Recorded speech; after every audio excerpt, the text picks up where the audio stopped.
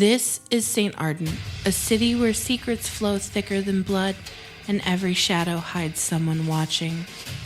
The storm is rising, the dead are stirring, and the masquerade is only as strong as the kindred who cling to it. Welcome to St. Ardent by Night, a Vampire the Masquerade 5th edition actual play. The night begins now. Episode 2, Blood on the Cobblestone. Hello, everyone. Welcome to St. Ardent by Night. I am your storyteller, Tactical Pinup, and I'm so excited for episode 2. So, to give a little recap of what happened last time in episode 1, St. Ardent doesn't sleep. It just closes its eyes and waits. Last episode, the call to court went out beneath St. Ulrich's cathedral spires, stones humming under stormlight. A Bruja forgot the rules and opened his mouth. The prince did not correct him immediately. Instead, she made an example of him. A handful of kindred, our players, were pulled from the crowd and bound together into a coterie.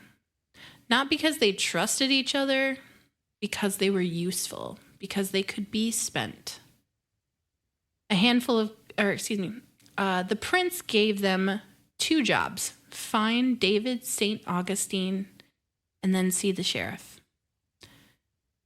What they got when they saw the sheriff was a broken phone, a missing ghoul named Elias Grady, and a man who followed the wrong trail and vanished for it. In the Glass Quarter lab, with the help from a Nosferatu who enjoyed the moment a little too much, they pulled data from the wreckage, coordinates, voice memos, fear recorded in fragments. The trail led them to Pier 12. A torn shirt, notes hidden where only monsters would look, signs that Grady had been standing somewhere he shouldn't have been. They pulled back before the river could finish their story. They regrouped at Mistress Lux's haven, cracked the last message together. One phrase stayed behind when the rest fell away. The roots. And that's where the night cut off. And that's where we pick back up this evening. So let's say hello to our players. And we have a new person. Yay. Hello, you guys. They can hear you now. Hi. Good evening. Hello. Good evening. Ian, would you like to introduce yourself, since we introduced everyone else last time, and tell us who you're playing? Sure. My name is Ian. I am a sort of veteran perma GM, so it is very exciting to get to play in a game. So I am pumped. You can find a lot of my content at The Beloved Nerds. And tonight I am playing David St. Augustine, your worst college professor. Perfect. All right. So I don't have any other announcements or anything like that. Again, just a reminder, merch is live. If you want to type !SABN merch, you'll be able to pull up the link. There it is. And we have our little merch. And again, all of the money that's made from that merch will go into a pool for if we're ever able to do fun things like, I don't know, do a live game at a convention or whatnot. So, but anyway, let's just hop into tonight. So we left off in Mistress Lux's haven, and she had gotten a text message from the sheriff asking for an update. Mistress Lux, would you please describe your haven again, and where our group is gathered? So Mistress Lux's haven is a basement dwelling. One, to give the mystical effect of whenever she has clients come to her dungeon, but also to make sure there is as little light coming in as possible when she goes for the day sleep. And the area that everyone is in, because there are many entrances and exits, is a plush area with couches, and it's got velvets, and it's warm dark colors, but like it's cozy. It's something that you would see in like the back room of a lounge of like a private area, just very, plush. This is her own safe space away from whenever she has to work. And she has taken off her wig at this point, and she puts it on the wig head and says, "Enjoy yourselves. There is not blood in the refrigerator, but..."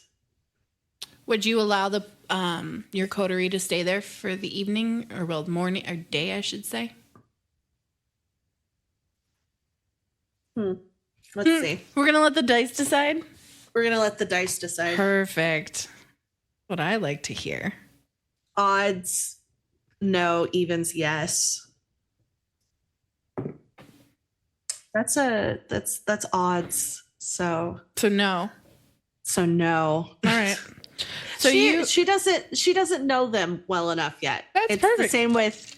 It's the same with she doesn't bring new clients to her dungeon. Perfect. It's, she doesn't know these people. Trust has to be built. All right. So you guys make a plan to meet up there the following night at Mistress Lux's dungeon. You guys all go home for the evening. Is there anything that you guys are doing before you get your rest for the night and we fast forward into the next day? Did we find did in the text did the sheriff say where they were meeting? No. Okay. He did not. All right. Is there anything that you would like to do, Isolde or Anelli? The glove sample that I took in, I'm going to leave it with Mistress Lux for the evening. I'm trying to I'm doing this in a sense of like, I'm kind of pushing them into this aspect of how they said this trust building. I'm trying to show that I'm not this crafty Tremere, that we're here. This is, I'm going to leave it here for the night when we got to see the sheriff. But if anything weird happens, we got to take some notes, or you got to take some notes. Well, thankfully I have this refrigerator. You can put it in there. All right. Yeah. And that's before we're leaving and all that. Perfect. What about you, Isolde? Anything you want to do before you scamper off back to the convent? Nope, I'm gonna just go on my merry way. Perfect. All right. Then that'll bring us to the next evening. When we wake up, can you guys, everyone give me a rouse check, please, to see if you get hungrier.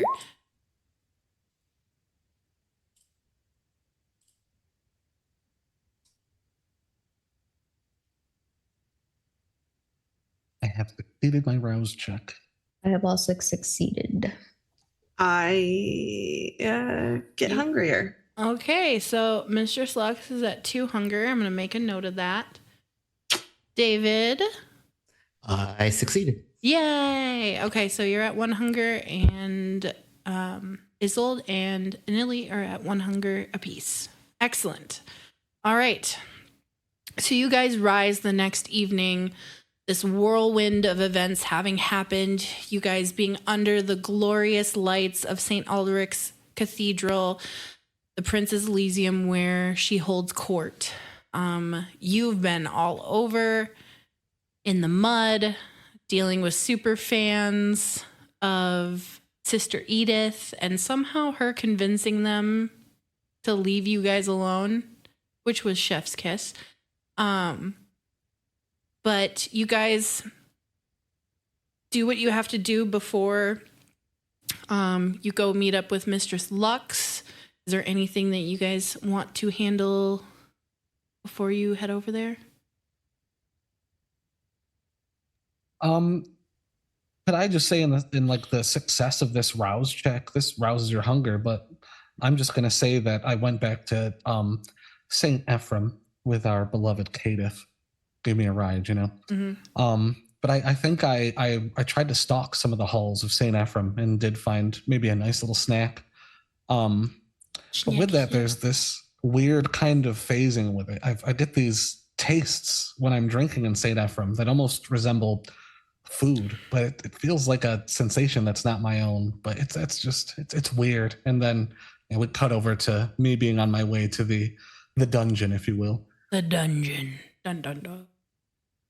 Lovely.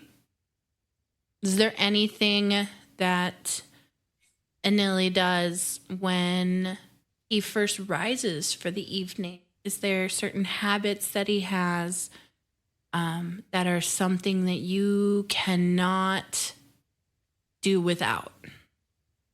Oh, yes, of course. I didn't want to bore anyone, but he meticulously goes through his tiny little blood samples and kind of appreciates them. It's like an arrangement sort of ritual, but nothing that's truly magical or sorcerous. It's this kind of obsession of looking over the stock that he has before kind of rising for this night. But with this, Anili hopes he's blending in with all this. He hopes that regardless of this disposable aspect, that no one's asking too many questions why he's in St. Ardent. And that's good for him as he, again, makes his way to the dungeon. But it's mostly this little blood obsession as he tucks his stash away before leaving. Okay. Is there anything that you do as your quirky Malkavian self to get yourself ready for the day? I think when Isolde wakes up in the evening, she likes to get her blood pumping, so she'll stalk someone, get a little snack. Only real hunt of the night, since Sister Edith does provide for the most part. All right. Excellent. Well, you guys, eventually, after you've done your morning stuff, actually, Mistress Lux, is there anything that you do upon waking for the evening that is quintessentially you? Mistress Lux usually takes clients around this time, but she's had to, as soon as she awakens from the day sleep, she gets a hold of the client that's supposed to be meeting her tonight and says, we have to reschedule. So, Aw, I was so looking forward to our session. I'm sure you were, but leave tribute and I might allow you to reschedule. Of course, Mistress. It's my pleasure. Thank you.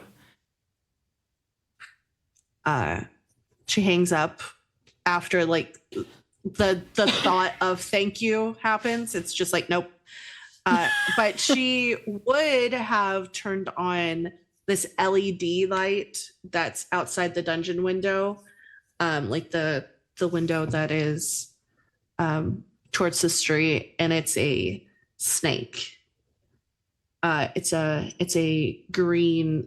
Whenever it's lit up, it's a green snake, and she just looks at it, sighs. Well, I don't get to have fun tonight. Let me ask you this. Does Mistress Lux, even though modern technology is forbidden, does Mistress Lux have like a Cash App or a PayPal? Oh, for sure. Okay. For sure. Okay. So, like, Cash App, random, wish list that people can, amazing. So give gifts. Immediately after you hang up, you get a ping on your device that states that $1,000 has been sent to your Cash App. Responds with like a kiss, like the little lips emoji, and that's it. Okay, perfect. All right, so you guys now make your way to Mistress Lux's dungeon. There's only two of you this evening. Unfortunately, Ernie and Sister Edith. Sister Edith had a big live stream that she could not avoid this evening. So she is unfortunately unable to assist the coterie. And Ernie, unfortunately, had to handle answering some questions because there was rumors about how he performed as a caitiff, but yet in a Tremere fashion, and elders have some serious questions for him. So unfortunately, he's not able to join us tonight. So you guys make it. Isolde and Anili, you make your way to Mistress Lux's dungeon. Upon your arrival, you see in the window the green snake. What do you guys do? These fucking setites, I whisper in my head. Isolde? I'm saying that's pretty fucking cool in my head. But I guess I'm gonna make my way down because we know the door we've been there. And I'm gonna give her the special knock, the tap to the tap, tap, tap, tap. In classic fashion. I can't hear it. Can't hear it. The two shaves and a haircut. Yes. Isn't it? Yeah. I think like before it gets to the dun dun, Mistress Lux opens it and says, "No." I'm here, aren't I? Hey, we got some work to do. Isn't there a secret knock I should know? And I like say that like expecting to be let in. Like She just goes to. She's still holding the door and goes, 1, 2, 3. Like knocks 3 times. A standard knock will do you. Banded, efficient. I can get behind it. You still got the glove? It's in the refrigerator. Perfect. Were there any updates from the sheriff besides the text you sent last night? Mr. Lux, you did get a text message. Now that you think about it, you got a text message from the sheriff simply saying the seneschal wishes to meet with you after you all locate DSA evening. Okay. Interesting. So I guess the sheriff and the seneschal will have to wait. We'll kill 2 birds with 1 stone. We have to find that David. Well, do you know anything about him? Them? Nelly, you, because of how much time you spend at the campus, you know that David St. Augustine is a professor there. I had heard it was I think the prince had wanted us to convene with this person, but their professor, over at the college. Are they a ghoul? Honestly, I got no idea. I almost thought, we were going to be looking for them the other day at the pier, but it's as far as I know, I don't think they're a ghoul. I think they're, kindred. You have no idea. You have never crossed paths with David.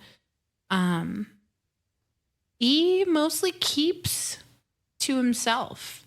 I'm going to pull up for our viewership a picture of the college campus. And David typically spends most of his time over in Whitby Hall, which is the folklore building. You might know that, Anili, with how much time you spend on the campus. Do like a roll? I can do some kind of awareness or Let's do... academics and intelligence. Yeah, you know what? Fuck it. Why not? You're trying to draw on the information that you already know. How many successes would you like for this to pass? You will need, let's just say 2. 2 to pass this. 4 successes. Hell yeah. You absolutely do know. There has been conversations that you've heard as different students pass by talking about the reclusive professor, who is extremely knowledgeable, but rather standoffish at first. And you would know that his office is in Whitby Hall, and people don't really see him leave very much. If he does leave, it's not when anybody would be around. Yeah, I heard of his name. He's a professor over at the college. I think he got an office in Whitby Hall. I've heard of some of the students talking about him, but I mean, I never met the guy. Well, let's go to the college, I guess. We're not going to be running around the entire campus, right? You know, kind of the general area where he is. Yeah, I mean, I got the building, and I mean, it's a college. I'm sure if he is a professor, he's got to have his name up somewhere for some kind of office. Is there a website with the different departments? And she just grabs her smartphone and starts. Absolutely. Do you want to give me an investigation check? Sure. See if you can find it on the website. What is it? Intelligence investigation? Or, yeah. Wits investigation? Wits. Okay. It's going to be 2 blood die. And I have the nothing in difficulty for investigation. the difficulty for the threshold is 2 successes. Okay. Be nice to me. Okay. Well, one of the die, because they're both blood die, one of them is a messy critical, and the other is just a success. So, How many successes did you get in total? 2. So just 2. So one is not. So it wouldn't be a messy critical then, because it Okay. has to be both. It's just fanged. That's why I was just like, well, Yeah. It would have to be. So you would have to get both of them. one fanged. of your successes has to be the fanged one, and then you can have another 10 on a regular die, or they can both be on your blood die, either or. But if you just have one, it doesn't count as a critical. So it's 2 successes. 2 successes. Perfect. Awesome. So after about 5 or 10 minutes of just scrolling and like looking through, because this website is not set up intuitively, you can tell that the IT department who set up this website gave 0 shits. They're not paid enough, and they didn't fucking care. But eventually, after you go through link after link after link after link, you finally get to the department of folklore. And right there there's no picture, but Professor David St. Augustine and his phone number and website and office room number. I think she opens the website in a different tab and then copies and pastes the phone number into like to dial it and just calls. David, where are you right now? Would you be in your office at this hour or would you be elsewhere? So, what time is it? We'll say a little after like 9 p.m. Yeah, David at that point would probably be rolling out of his office to try to locate a campus or slightly off campus bar. Okay, well then, how about this? I will roll a die, and odds you are just walking out the door, and evens you've already left. All right? Okay. And we got a 6, so David has already left. The phone rings and rings, and then you get David's voicemail.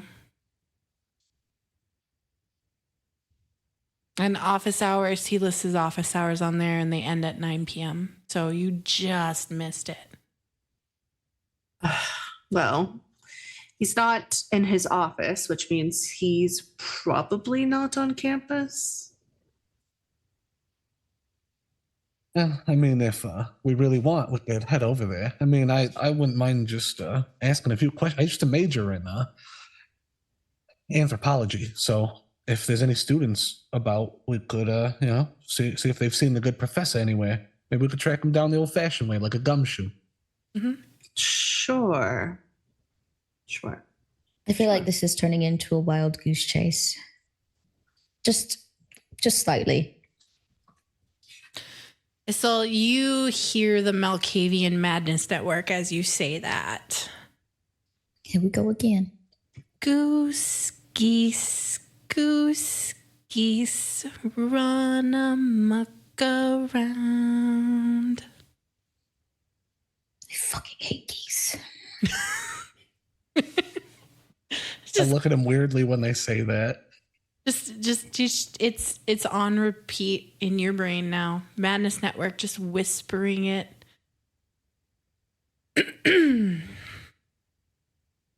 So do you guys head to the college campus? That is all Yes. I just, you're going to learn that when you got to, I suppose, do some running around for these sheriffs and now essential, I guess, these things can get a little, I don't know how else to put it, but fucky. And can I ride with both of you this time? Am I allowed in the car or? Yes. Perfect. All right. I just, with my ride gone, I just didn't want to overstep. Is it the Yes. same gentleman from last night?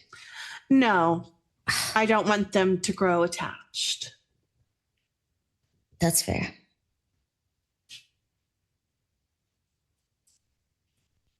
It is whenever we all walk out, whenever the group walks out, because this is in an alleyway. The exit that they go through is in an alleyway. At the street, at the entrance of the alleyway, is a black Suburban with like blacked out tint, and outside is a woman this time. And she's kind of dressed in like a suit, and has like blonde hair. Absolutely. Is she a sub of yours, or is she your driver, your ghoul?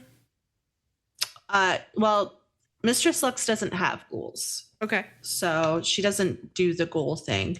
She, after being a ghoul for a while, she kind of learned that she's like, well, but it is someone who has expressed interest in becoming not a sub, but to learn the art of doming, All right. basically. She as you approach her, the rain from last night, the sleet has turned over into snow, and big, fluffy snowflakes fall, some landing on your nose, melting. But they are the big, fluffy flakes that kind of defy gravity. And as you guys approach the big Suburban, the woman is standing tall, very confident woman, skinny black tie, black suit with a white button down, crisp. You can tell that she pays a lot of attention to detail. And she immediately goes to the passenger side door and opens it for you all to get into the back of this large, nondescript, so we don't get sued, Suburban.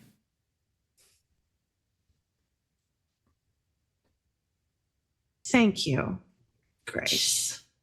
Doesn't say anything. She just nods her head in appreciation. Nod, and I slide in as well. I would try to, like, I don't know how else to put it, like gentlemanly, like kind of motion. I would assume that Mistress Lux would take the lead with it, but I try to motion like after you. Mistress Lux ignores you, and she just gets in. She just pushes past you, without even hesitating. She pays no attention to you being a gentleman and just like nodding your head and gesturing.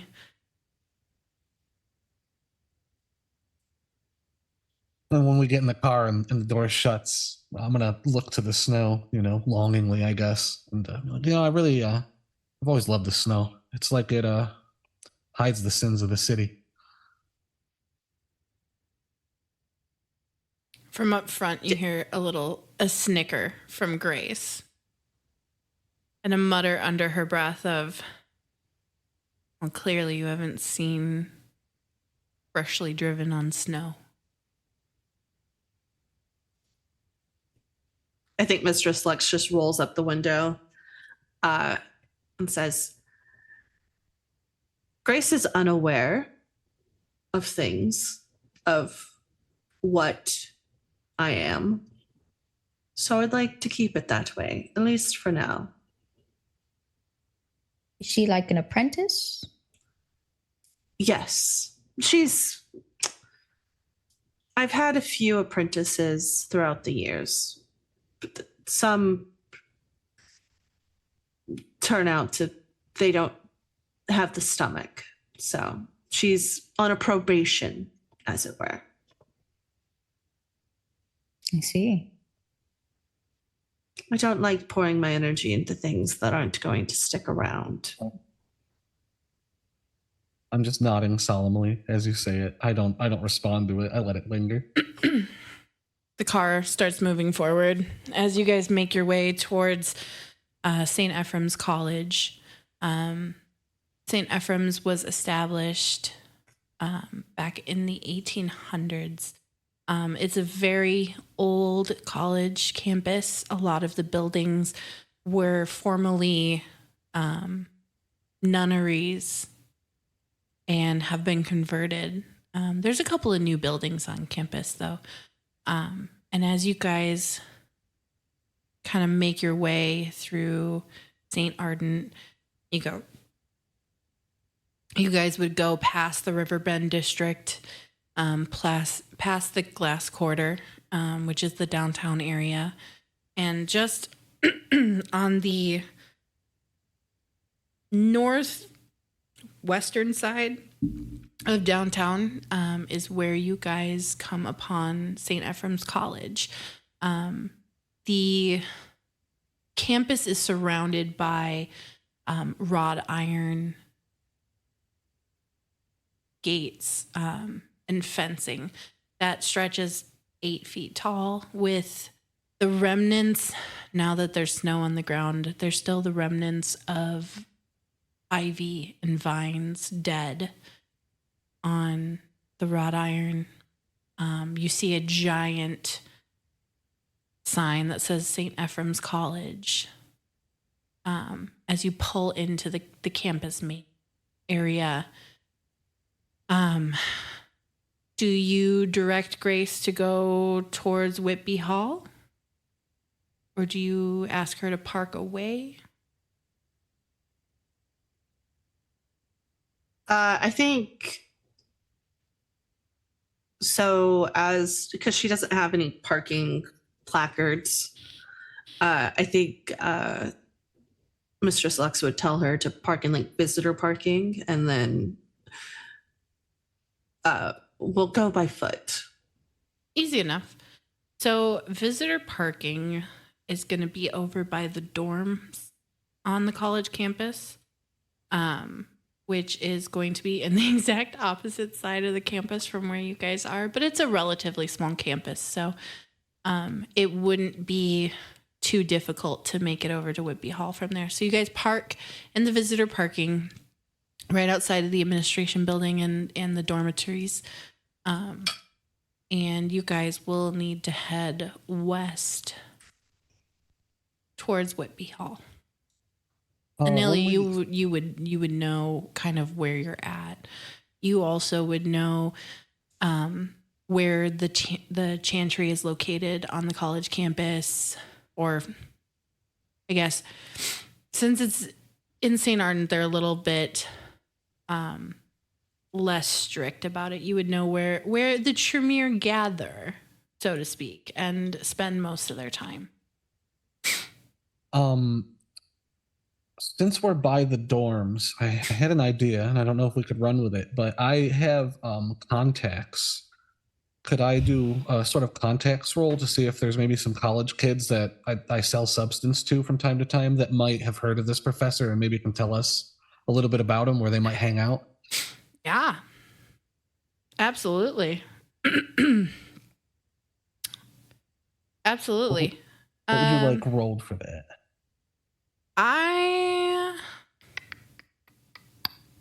Let's do charisma and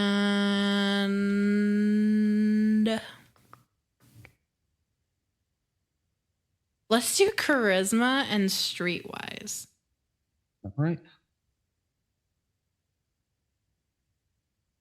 How many successes would you like for that? You just need one for this.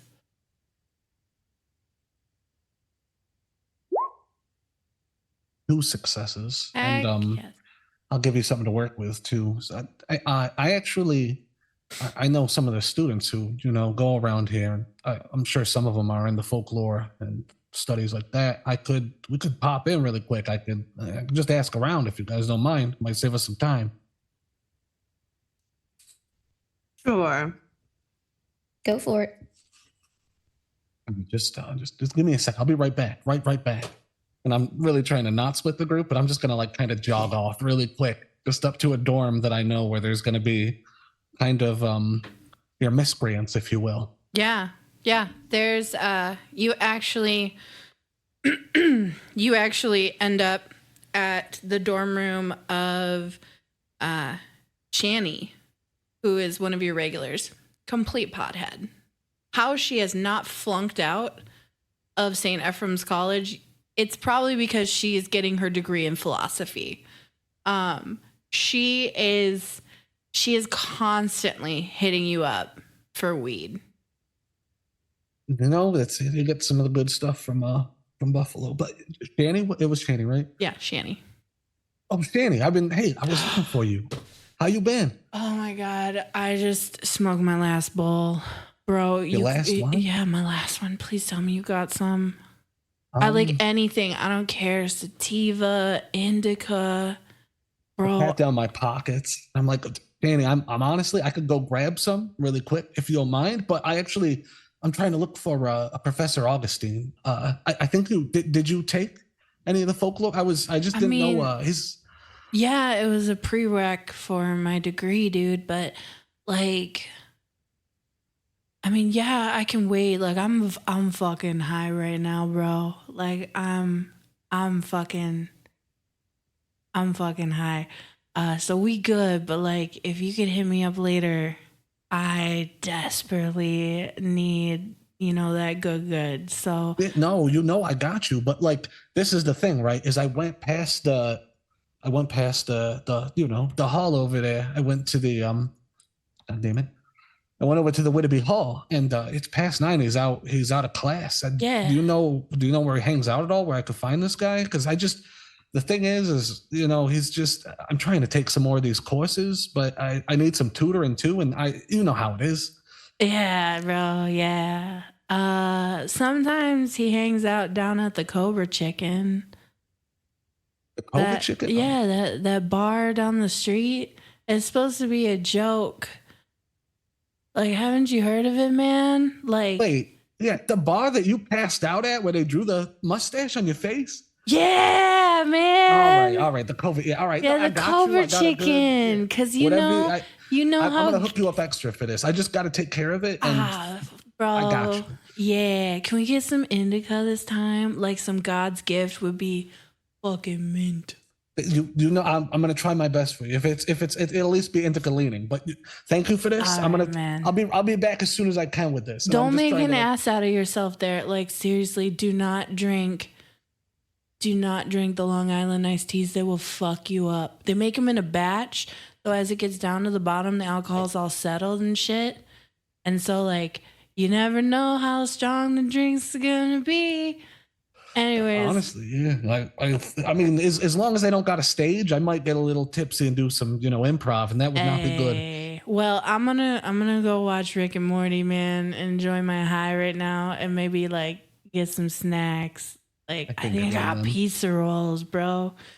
Okay, hey, dude. those pizza rolls. Yeah, I'll be right. I'll be back with your shit. I'll get you. Relax. You're a lifesaver. I see. Nah, man. You the homie. I'll catch you later, dude. Yeah, I try to scurry my way back out to the park. She shuts her door, wanders off, and if you can hear just like all of a sudden the TV come to life and fucking Rick and Morty's on. What about the slut dragons? I don't know what the fuck. I go out to the parking lot. I meet up. They were watching some shit with like a pickle, but all right. It's we don't got to go all the way to the hall. I heard this guy. He hangs around one of the bars. The Kabara Chicken. Cobra Chicken. It's a bar right around the corner. I've been there before.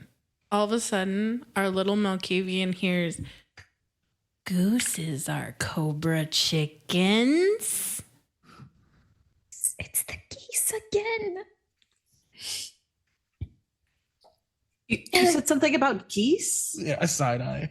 Don't worry yourself over. Cobra chicken. Let's just go. Cobra chicken. Okay. Don't ask questions you don't want answers to. I personally hate geese. Me too. Well, let's go to the Goose Bar. If he's not there, we can always go back over to Whitby Hall and maybe wait him out. If he, I don't know what his hours are like, but yeah. Well, it said that his office hours go until 9 p.m. So we had just missed him whenever I called. Yeah, it's roughly, you would figure right now it's about 9:20 in the evening. So. To the bar. And I in my head, I went and asked these college students because I do know where the Tremere congregate, but the Tremere don't give out shit for free. So in my head, I'm sitting there like, all right, I'm just avoiding trying to ask for any more fucking favors around this college because these motherfuckers are savage. All right, well, shall we head to the Cobra Chicken? Are you guys gonna walk or are you guys gonna take the vehicle? Take the vehicle. I think Mistress Lux wants to look at David's website because she's used to doing research on her clients, and so she wants to have like a leg up.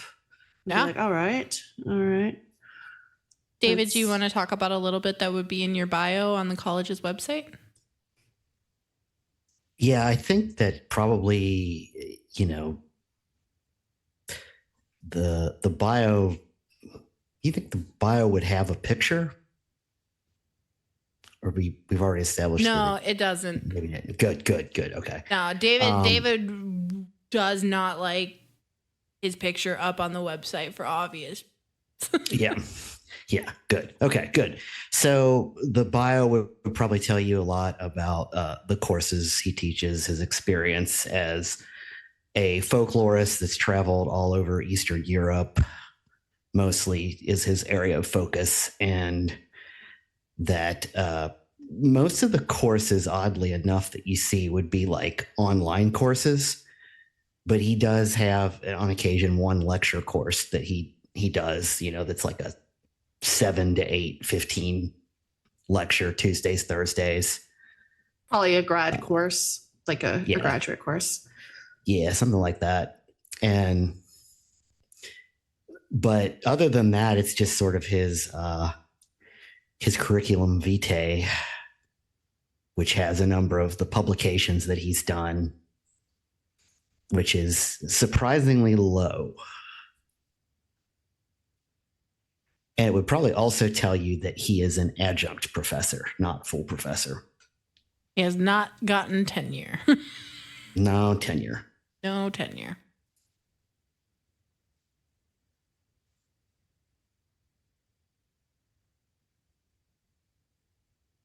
I think she relays some of this.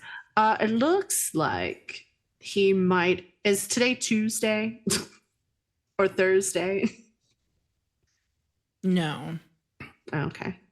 It looks like he has online courses mostly, which is interesting. But adjunct professor, so probably bitter. No publications, so definitely bitter. And has no pictures, so we have no idea what he looks like. Joy. It should be, kind of fun trying to find him then. But at least we got a hangout spot. All right. Well, you guys load up in the SUV.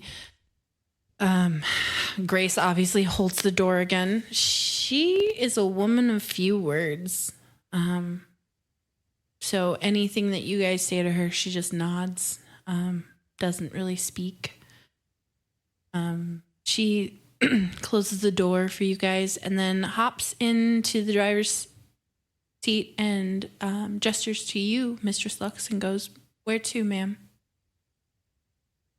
The Cobra Chicken. As you wish. And she immediately, she knows where the Cobra Chicken is. It's just down the street, about 2 blocks from the campus. Towards the Glass Quarter, not up towards North Point Bluffs, but down towards the Glass Quarter. And you guys pull outside of your generic, typical college town bar.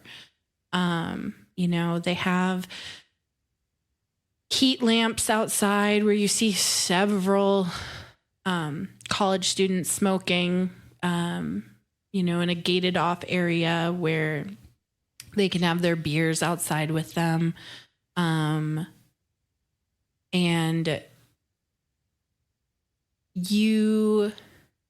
it's not like a club, like it's a genuine bar. So you don't hear like your typical club music, but you would hear like alternative rock, moody alternative rock playing over the speakers. And as you enter into the bar, is there anything you guys want to do before you walk in? No, I think I'll try to swagger in with the group in a sense. I'm going to obviously try to blend in and look nonchalant, not like a gang of people looking for someone. Right. Mistress Lux is going to activate awe. You're going to activate awe? Of course. Potential clients.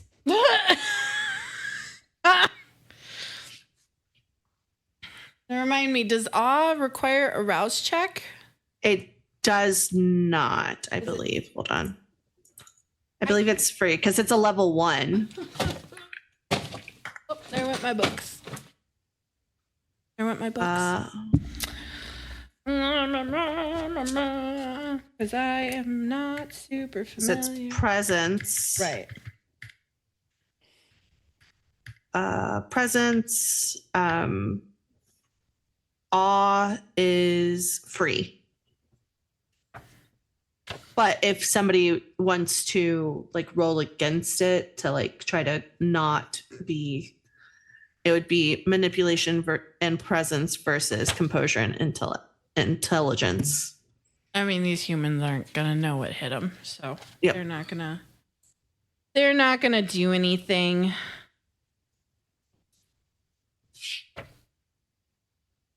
They're not gonna. Just All right. Anyone else doing anything before you enter into the bar? I'm going to plug my nose and say it smells like booze, cigarettes, and undergrads in here. Couple of the undergrads, juniors in college who are out smoking overhear you say that, and they just look at you like, what the fuck? But then they see Mr. Slux and they're captivated by her very presence. You guys walk in and you guys are the exact opposite of non-conspicuous with Mistress Lux popping awe. It's as if the entire bar stops. They stop playing beer pong in the corner. People playing darts stop and turn to see who has walked into this bar. is there anyone not turning? I was just going to say, do you want us to roll investigation to see if we see someone not being affected? David, would you counter roll it, do you think?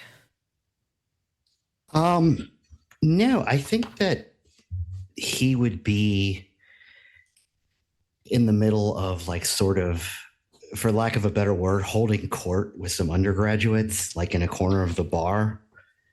Talking about philosophy. Talking about like telling some stuff, like the story I imagine he's telling is something like, well, so the thing is the best drink I ever had was in a bar in Hungary in the north, in Debrecen, it was a town. And they mixed this beer with a Palinka. And you can't get that here. You cannot get that here. But, chefs. And then I just like stop mid-sentence when I feel somebody captivating, but I will not resist it. No. Okay, great. All right. Well, this is going to be harder than I thought.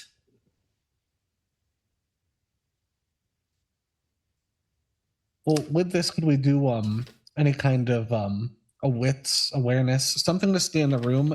Like, I don't mean it in like a bad way, but I'm looking for someone who kind of doesn't fit in with the crowd in a sense. Someone who would be a professor, an older gentleman. Would you like a storyteller hint? Yeah, sure. I mean, I don't Do mind any of rolling you either. guys have aspects? We do, and I was looking at Sense the Unseen. I believe I do. I But do not. I don't think you can read auras with like Sense the Unseen. Nope. And sadly, that's as high as I got. Well, that and Unerring Pursuit.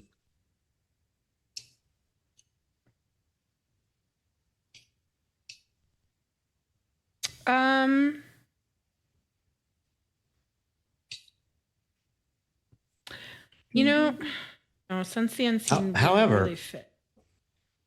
I would say that if somebody captivating and unusual walked into the bar, and particularly if they've dropped all, and I've noticed that, I might approach them, even if I don't know that they're kindred. It's up to you. Yeah, I would definitely I would be mid-sentence and go, excuse me, you've all become unimportant. Hang on. And I just walk over. You just see these there's two freshmen in the group and you just see them recoil because they have been hanging on every single word, David, that you are telling them. And you can just see them recoil at the thought of being unimportant to you. Yeah, sucks to be them. Anyway, I would. The upperclassmen are used to it by now. They're like, Oh, that's just Professor St. Augustine. yeah, they're like, that's Professor St. Augustine for you. Always waiting for the next somebody far more captivating than we are. And they go back to having their little discussions about backpacking through Europe. As you see these like freshmen, like, does this mean we're gonna fail this class? Yeah, probably it does. That's what I figured. So anyway, yeah, I would definitely walk across right up to Mistress Lux and just say something like, well, now see, I don't think I've seen you here before. Well, this isn't my usual haunt. What is your name? Oh, my name's David. Interesting. I was just thinking about people with the letter D in their name. What a coincidence.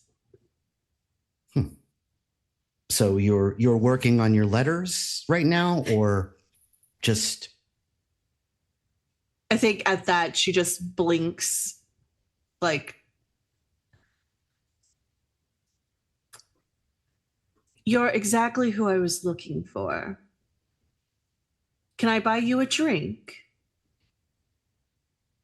Oh, well, if you're going to, it's not going to be here.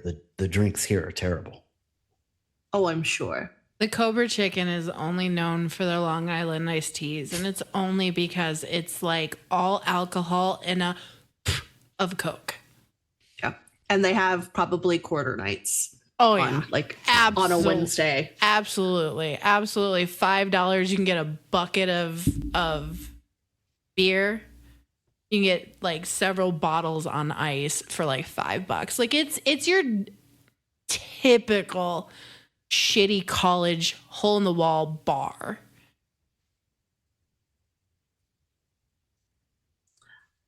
Well, I know a great place that we could go to. Has wonderful drinks. That's enigmatically captivating. So color me interested. Good. Follow me and my friends. While they were having this conversation, I would have been trying my best to just kind of just be on the side and blend a little. But when I hear Mistress Lux say that you're the person I'm looking for, I look over to Mr. Augustine, and I'd like to drop unerring pursuit on them because I don't know what to make of this or why we're kind of coming after them. So I want to make sure that he's not going anywhere that I won't find him from now. Okay. Why not? And it's a resolve aspects with a rouse check. Okay. So I am going to do my rouse check. Is there a counter? On my notes, I just have I create a bond with a target to spy on them. It's a resolve aspects with a rouse check. I can look into it harder though. What is the discipline? Unerring pursuit.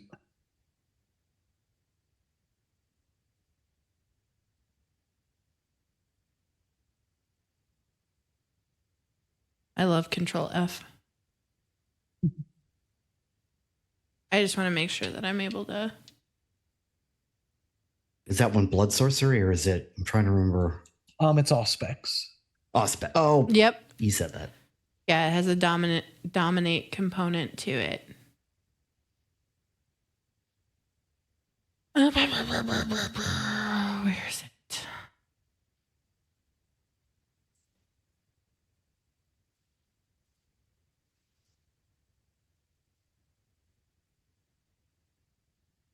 So it creates a supernatural bond between allows them over the course of a night or okay. Yeah. What was your rouse check? My rouse check was a success. Heck. Excellent. You do not get hungrier. Now we roll up your resolve roll for me. I got 3 successes. Yeah. Absolutely. There is nowhere that David can go this evening that you will not find him. Perfect. And with that, I join them as we're leaving the bar. As quickly as you guys entered, you have found your target. And you guys walk over to your large black SUV. David, do you take your own vehicle or do you go with them? This is getting a little suspicious.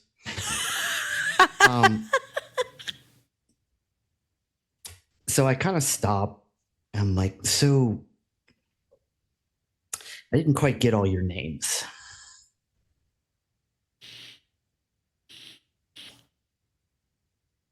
I kind of I'm walking up from behind, I guess, and I come around and Anili Everhart. A pleasure to meet you. You may call me Okay. Mistress Lux. And I'm Isolde Blackthorn. What a colorful cast of names. So you mentioned you were looking for me? Yes. Is that a problem? No. If you could just use, I don't know, your fanciest code words to explain why you were looking for me? You've pissed someone off, and now we had to look for you. That might not narrow it down so much. They sit upon a throne. I mean, do you drop Voss's last name? No. No, not in front of a bunch of kind. I mean, you could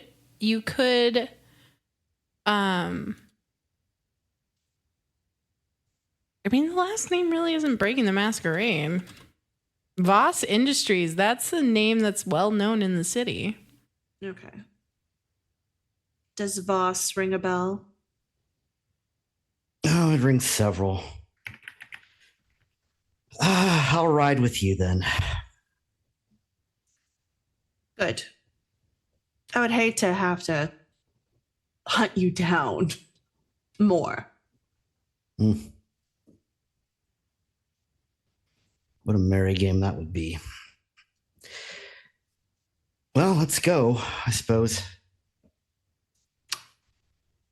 I think she waits at the door and says, "After you then." Yeah, I'll get in the car. All right. I love it. Flying as well. We all in the car. All right. Is the window down or up to your driver, Grace?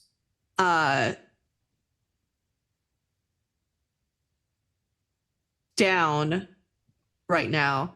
Okay. And She'll just look at you Lux- expectantly to tell her where to go. Lux sends a message. Got him. Where now? Within a few moments, you actually get a text message back from the sheriff. Simply says, Voss Holdings, penthouse suite. You would know this is. You would know that that's where the seneschal's office is. That's where the sheriff's office is. That's where the prince's office is. To Voss Holdings, Grace. She just nods. And then she rolls up the window. Perfect. All right. So as soon as everybody gets in the car, is all settled in, Grace begins to drive you guys towards the Glass Quarter downtown area to the tallest skyscraper in the city. So, what did you do to piss off the prince?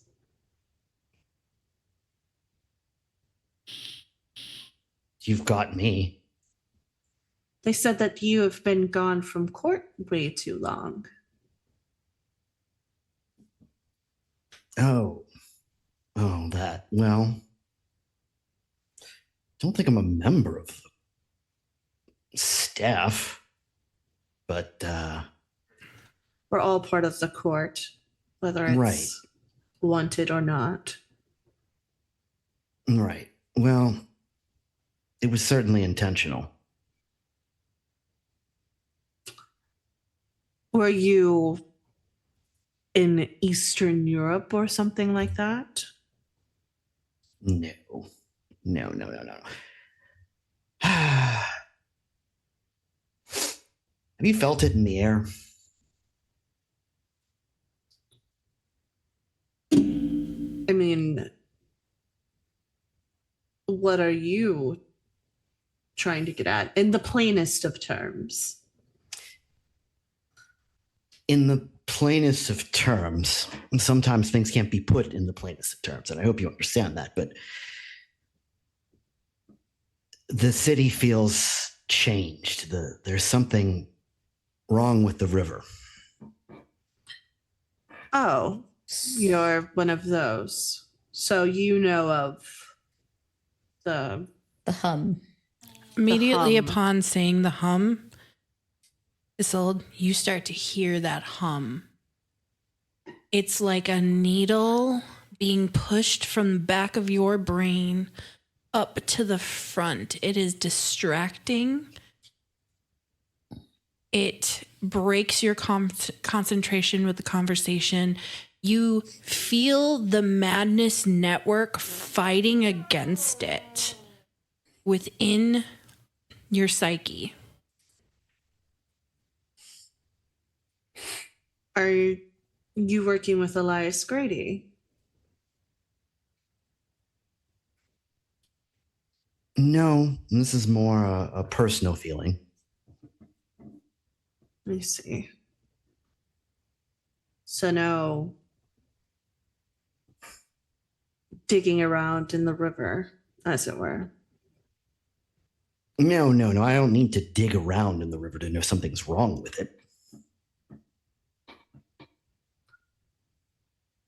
What do you think is wrong? Well, I haven't worked that out yet. Don't you think the prince should know what's going on in their domain? Sure. I'll let them know. Okay. But if you think that I would look, I'm an academic, and if you think that I would report to a prince that the river feels weird without some kind of something more substantial.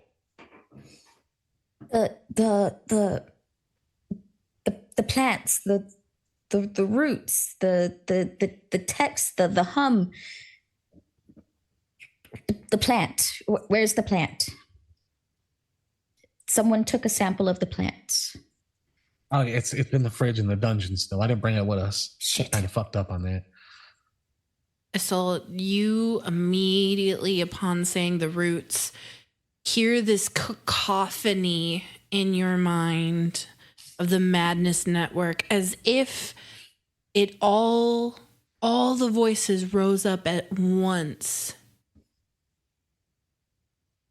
The roots, the roots, the roots. Shut up. I know. The roots. Shut up. The roots. I know it's the roots. I don't know what about the roots, but I know it's the roots. Shut up. That Is hum. she all right? That hum is still pressing into your brain. So you have this war going on inside of you right now. Pay me no mind. Nonetheless, what have you uncovered?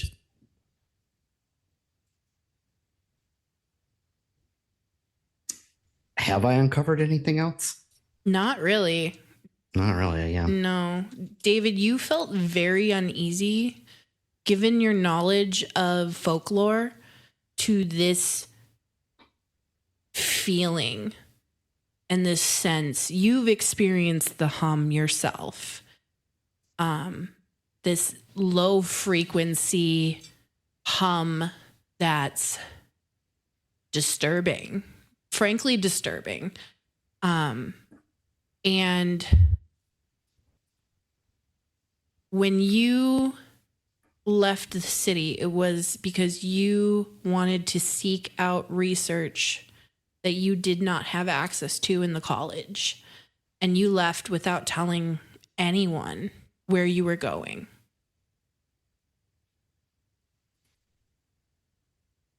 Yeah.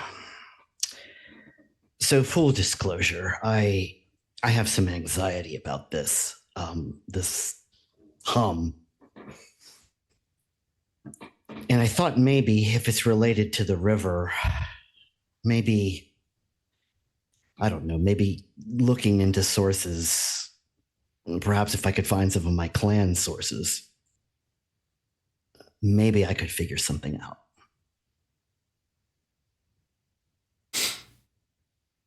And what clan do you belong to? And why would they have these resources on a city like this? Not so much the city, the water. I'm Clan La Sombra. Oh, Tell us how you Okay. really feel. Raises an eye. And Anili's kind of sat there listening to this, and without even kind of a roll, you can just tell that Anili kind of wants to really ask some questions, but he's doing his best to just absorb while we're on this ride. what would the La Sombra know about water? I mean, I don't know much about the clan because, well, I've always been told to avoid you and some of the other ones, but Well, admittedly, I'm not an expert on La Sombra lore. And if I were, I wouldn't really be at liberty to discuss it. ooh, But take heart that I don't know. But I So- wouldn't tell you. okay. Well, good to know, I guess. Uh, um, Are- so Are you all in over your heads? yes. Hello. Great. Yes, that's helpful. That's helpful to know.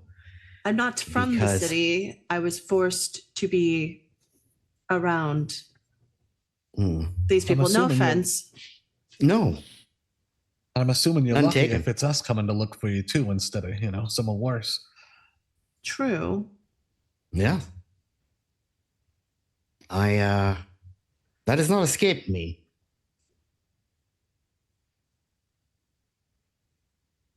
It's still weird. I think with this, I'm going to look out the window too and look to the tower that we're approaching in a sense, and It's looming over you guys, and it is getting closer and closer and closer.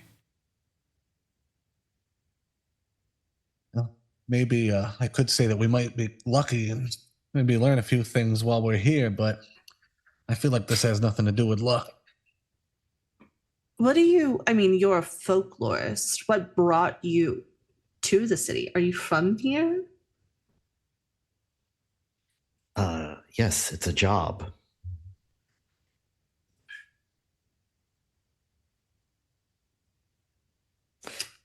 You're asking why I'm in the city. I work here. Yes, I understand that you work here, but I don't know what what made you pick this instead of a different college? I mean, outside of the fact that you don't have any publications, you are stuck at an adjunct position.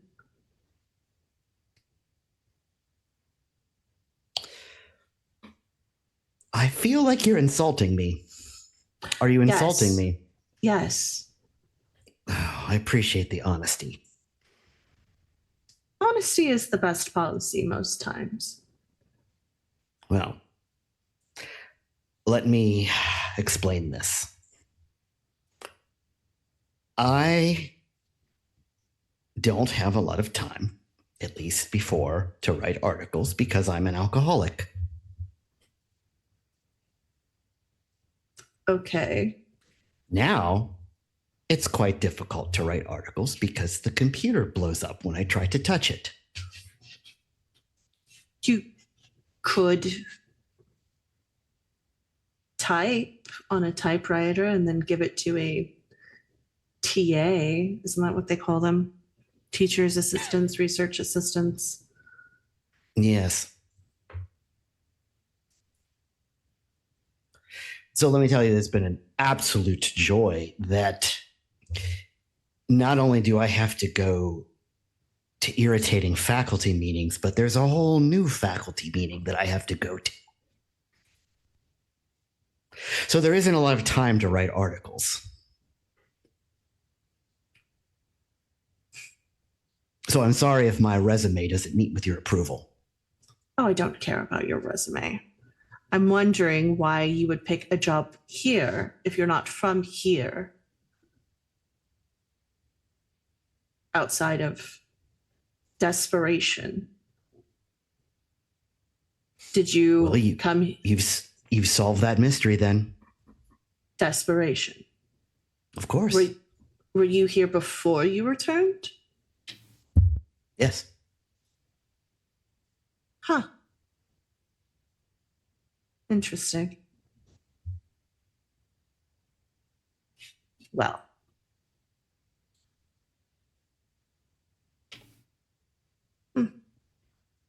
Sad. Hey, I've met a few lushes in my time. You know, he don't seem so bad. It's very hard to get drunk now. It explains the bar. It does. It's in that moment that you guys pull up outside of Voss Holdings.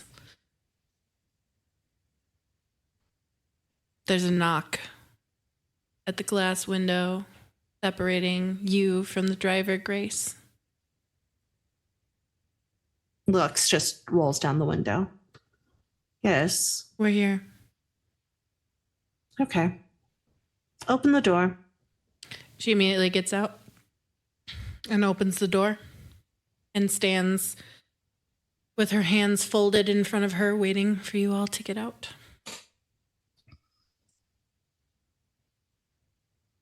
Lux again waits for everyone to get out. I just try to rush out first, almost clumsily. Gotta get a better view of this building, honestly. Give me a Dex plus athletics check. All right. All right. To succeed, you need 2 successes. Okay. Fail it, fail it, fail it. Tumble into the snow.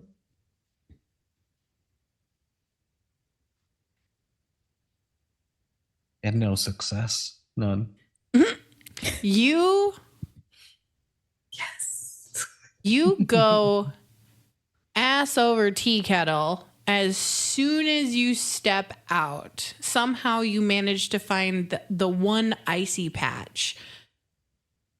And you slip, and it's like one of those like comedic like Charlie Brown moments where the feet come up out from underneath you and you slam down onto the concrete. All right, well, I lay there. I don't even get up right away. I lay there in disappointment in myself. I'm getting out next, and Please don't step on me. I saw how you treated that other guy.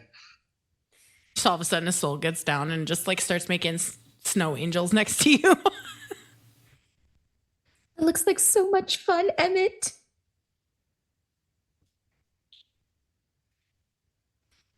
I force an exhale out of my nose while they all get out of the vehicle and try to bring myself You don't to my respond feet. to her calling you the wrong name? No. Perfect.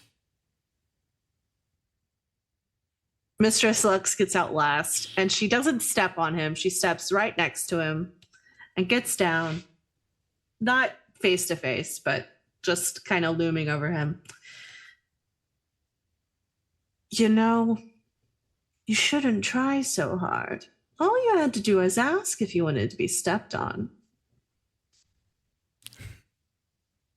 I appreciate the first free sample. I'm trying to like get up as it's said. Listen, I used to be a ninja. I swear, it's this ice. It's Sure. floppily getting on my like hands and knees, pushing myself up.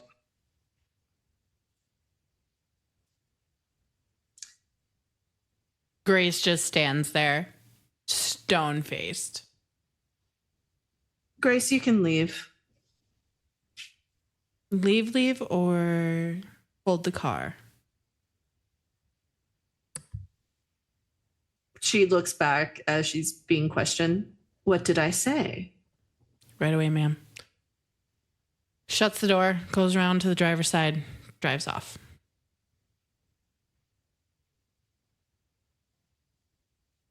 Kind of brush myself up as we walk towards the building. Well, then, shall we see if we hang together or separately? Hopefully separately. I don't know what you did to piss off the prince, but I know I didn't do anything to piss off the prince. All right. As you guys enter into Voss Holdings, you realize that this is the same building as where the Glass Quarter lab was, where you guys met the Nosferatu Spark last episode. But that was in the basement. So now as you walk in, it's that same security guard that does not get paid enough. He's definitely a ghoul, but still does not get paid enough. And he gives zero shits. He just looks up at you guys, goes, "Oh, another meeting?" Yes, but we will be meeting with Miss Voss. Miss Voss is out for the evening. Currently, Mr. Marr is taking her appointments. Is he expecting Then we- you? Yes. All right. I'll open the elevator for you. And he sits back and presses a button underneath his desk. And you guys around the corner hear the elevator ding. Can I look to this security guards? Just do they have like a name tag or a little nameplate on the desk at all? Were we already told? This one, his name is, it just says J. Simon on his little security guard name tag. All right, perfect. I was expecting an officer chunk, but it's fine.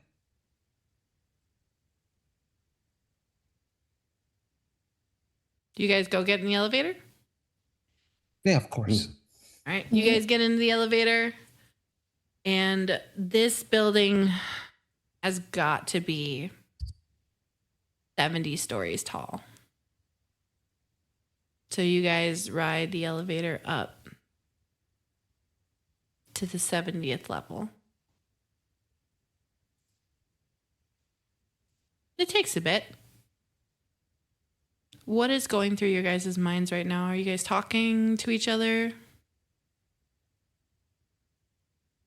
I'm trying really hard to not talk because I'm really interested in any La Sombra, technically. But I'm trying to keep my mouth shut because I want to start asking about essentially what kind of folklore specialties and any anthropology. But and Ellie's just trying to not nerd out in this elevator. This is business time. So you can see he's kind of like biting his lip and kind of stepping from one foot to another, doing his best to just not peep.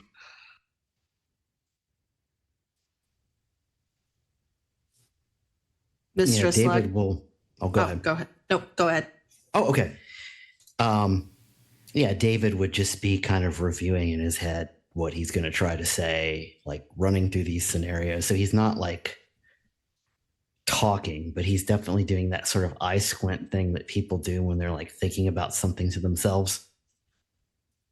Okay. And I think Mistress Lux is just tapping her foot on the floor of the elevator with her arms crossed. I could be getting paid right now. In her head, just like, this is so pointless. I could be working. Is Mistress Lux wearing heels right now? Oh, yeah. You hear the click, very rhythmic click against the marble floor of the. Isolde's in the corner trying to focus on the clicks and not the hum and the voices. They're still there. Not nearly as loud as they were in the car, but they're still battling inside of your brain.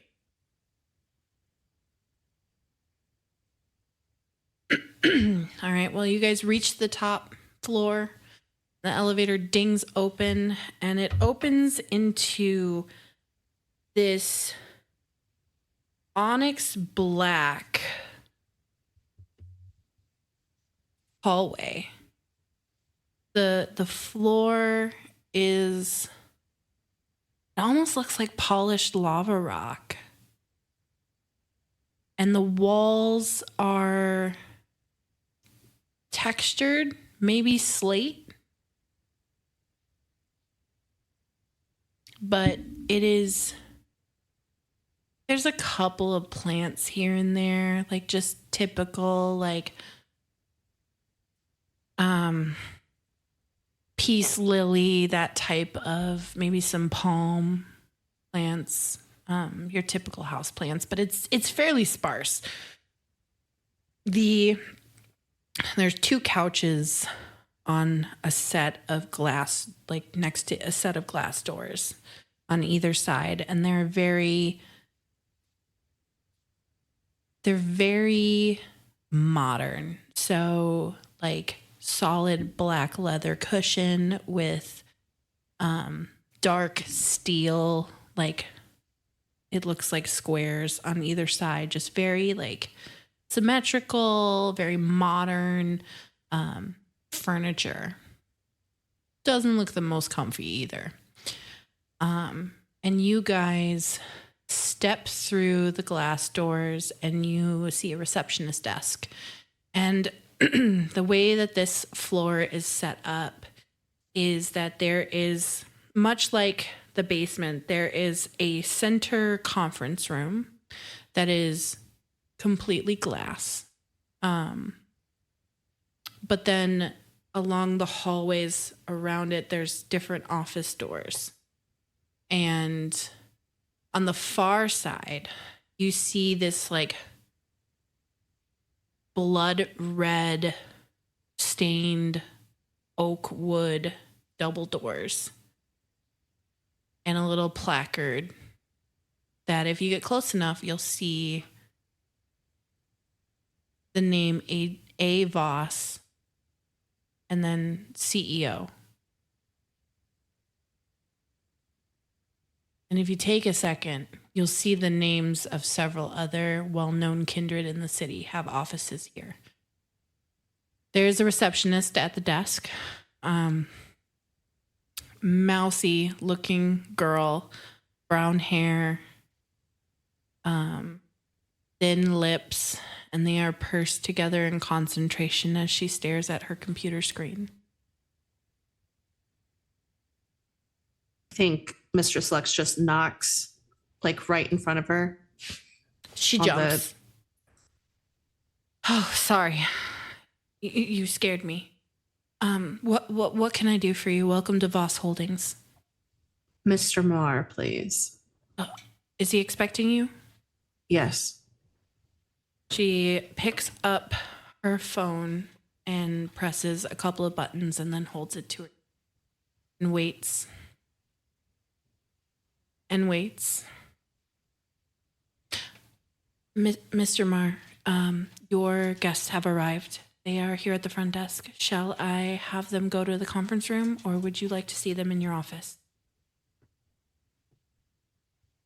Right away, sir. Do you require anything? No, sir? All right. She hangs up. I have been directed to ask you to head towards his office. It is in the back right corner. And she gestures over her shoulder to the right of Adrian Voss's office. And you see similarly stained wood door, but this is a single door. Thank you. She nods.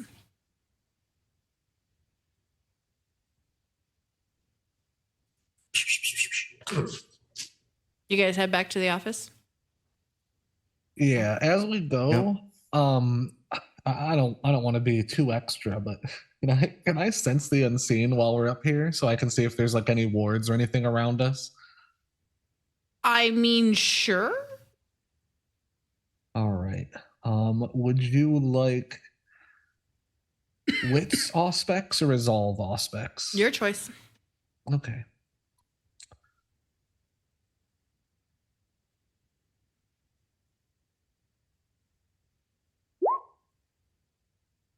So that is, I actually got 2 10s because I'm rolling this separate because D20 is weird, but is that a crit? So one of those, yeah, that'd be a crit. All right, yeah, I've critted on the sense the unseen. You've messy criticaled. All right, so your beast Nilly likes him some blood. He does, and he's obsessed with it. To the point of recklessness at times. And as softly as you can, as you call up the blood to allow you to have this supernatural ability to see those who do not wish to be seen, there's a low growl that you feel at the base of your throat. Your beast is clawing for that blood. It wants its collection. And there's a dagger in your mind that is digging at you, going, La Sombra blood. Nosferatu blood. Malkavian blood. Blood. And as you're able to now see, there's that gnawing at your gut that is going to be very difficult for you to ignore. Your beast is clawing at your throat as though there are nails that have reached up from your gut and are dragging down your vocal cords. So I'm going to assume this is almost visible if someone looks Oh, yeah. around at me. Oh, But, yeah. Yeah, your demeanor immediately changes. And I'm actually going to start looking to the group that I'm with quite predatorially. And Now honestly, remember, right- this isn't a bestial failure. You All right. still will succeed. It's just your beast is very happy and very active right now. I think with this thought, I've put this idea in my head that I need to collect some of this Lasombra's blood for my collection. And this, if I can control it, this is not the time, but this is a new ultimatum for my night. I need. You will some be of this able to blood. control it. It's just, it's gnawing at you. It is I need it. very distracting. Never got to try Lasombra blood. Yeah. It's definitely your beast is really excited that there's now a Lasombra in the room. And it's like lusting after your favorite piece of candy or that one baseball card that would complete your collection. For that terrible fall we just saw, I kind of snap into step, and I'm walking as a pure predator. I'm kind of analyzing everything as I walk, and especially my new friends' quotations. with that, so instead of the 2 successes that you would have gotten, it's actually 4 successes. Do you actually see over in the corner a group of 3 Nosferatu? All right, I try to glance at them just so they don't know. Hanging out in the corner. You recognize one of them. One of them, Spark. Is it Spark? All right, okay. You recognize Spark. It's a quick glance. I observe that they're there, but I don't want them to know that I know. And I keep moving, and my eyes are kind of fixed on our new friend, Mr. Augustine. You would notice that Spark's jaw is unhinged and just kind of like hanging there, rocking back and forth. I'm really quick. I'm just gonna do this again. Yeah, I sadly, when I try to disguise that I'm looking at them, my eyes land on Spark's jaw, and I can't help but frown and look at them really quick. They probably notice. Oh, he sneers right back at you. He sneers, locking eyes with you. I'm disgusted just for a moment, but my drive is now some blood to collect. Not right now, but it's got to happen. I've got to do this. Yeah, you don't see any wards. You see the 3 Nosferatu in the corner. A little reassuring, but kind of worrying. Get up on their defenses around here, but sorry, we keep in step. We keep in step, but we're looking at our friends weirdly. Any of you guys have do you guys have anybody have high awareness at all?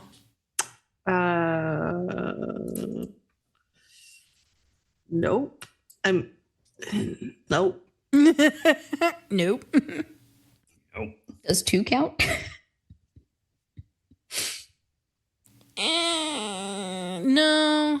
I would say like passively, figured. if you had like a 3, you might notice. If you guys look hard enough at a Nelly, you would notice that there's something weird going on, but you're not quite sure. You haven't seen him. It could be the nerves of him just showing up to talk with the seneschal. Like, that's some intimidating shit. So I don't think that any of you guys seeing him be so serious really crosses your mind as suspicious or concerning.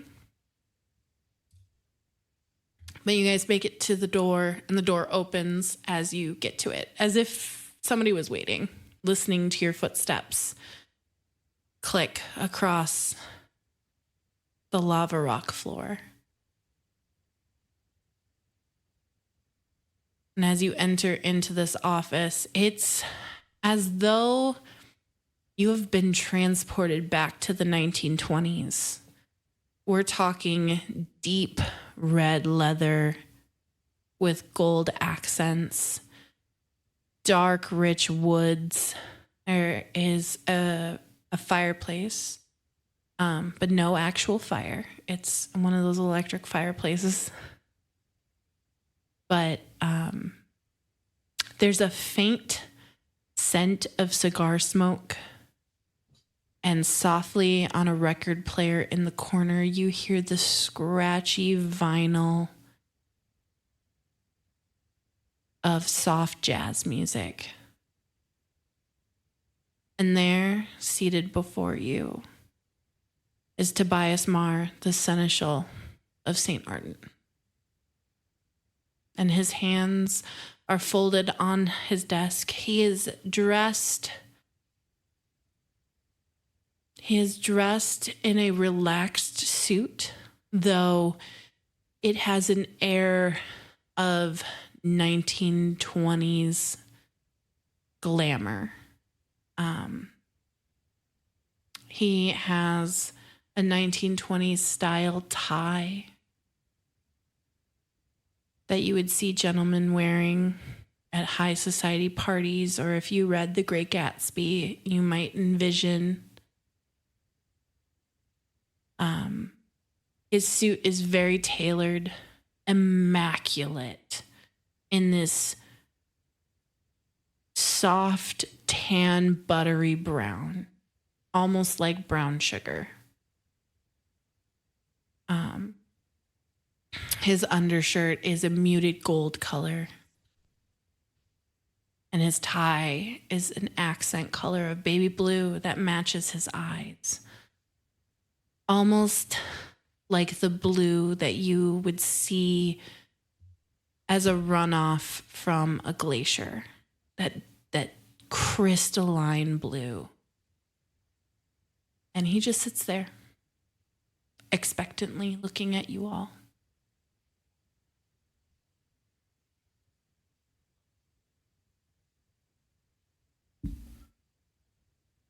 Mr. Marr, hello. I see you found our wayward son.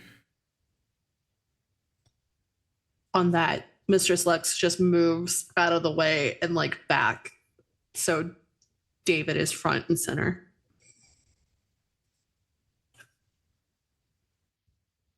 Mr. St. Augustine. Slippery little shadow that you are.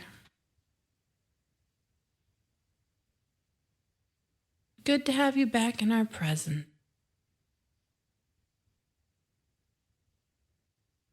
Well, what an honor it is to be back. Is it? And where did you disappear to? I was looking for information. About what? About the troubles with the river and the hum. I am not surprised that a professor of folklore would go gallivanting off to chase down ghosts. So it's ghosts? No, idiot.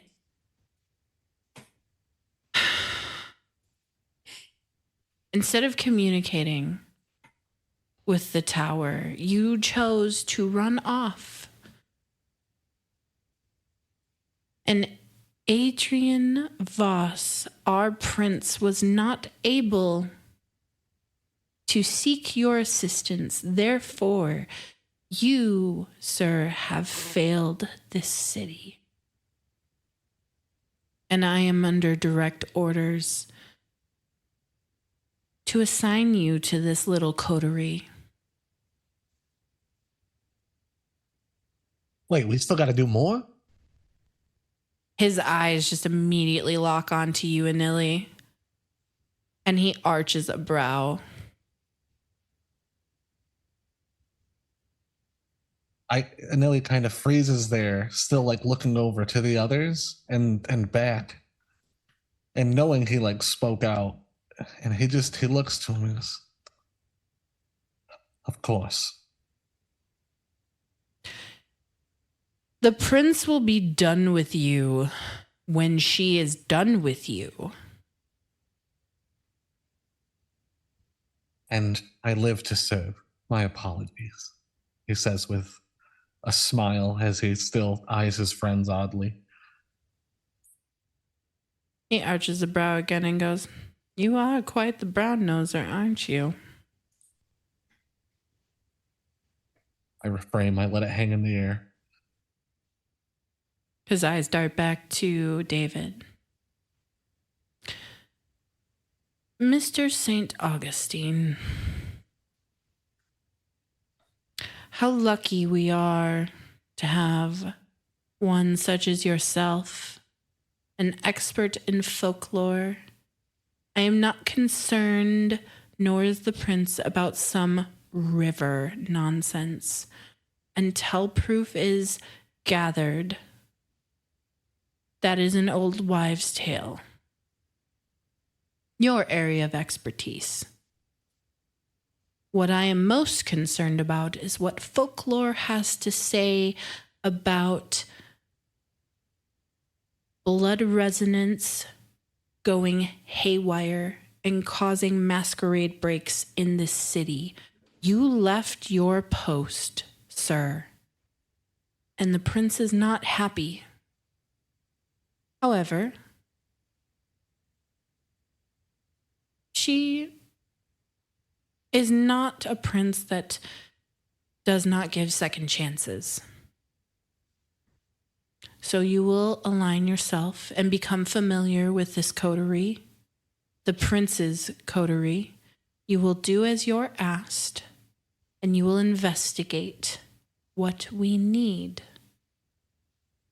Given your abilities, I do believe that you are able to get to places that we may not be able to get to.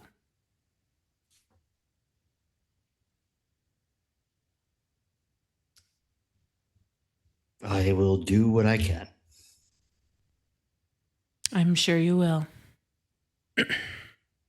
Well, Mr. Marr, we did find something out last night as we were checking on this Elias individual.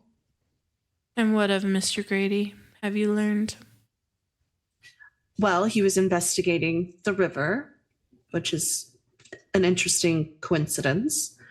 But we stumbled upon some humans, some kind, who were fighting each other for no reason.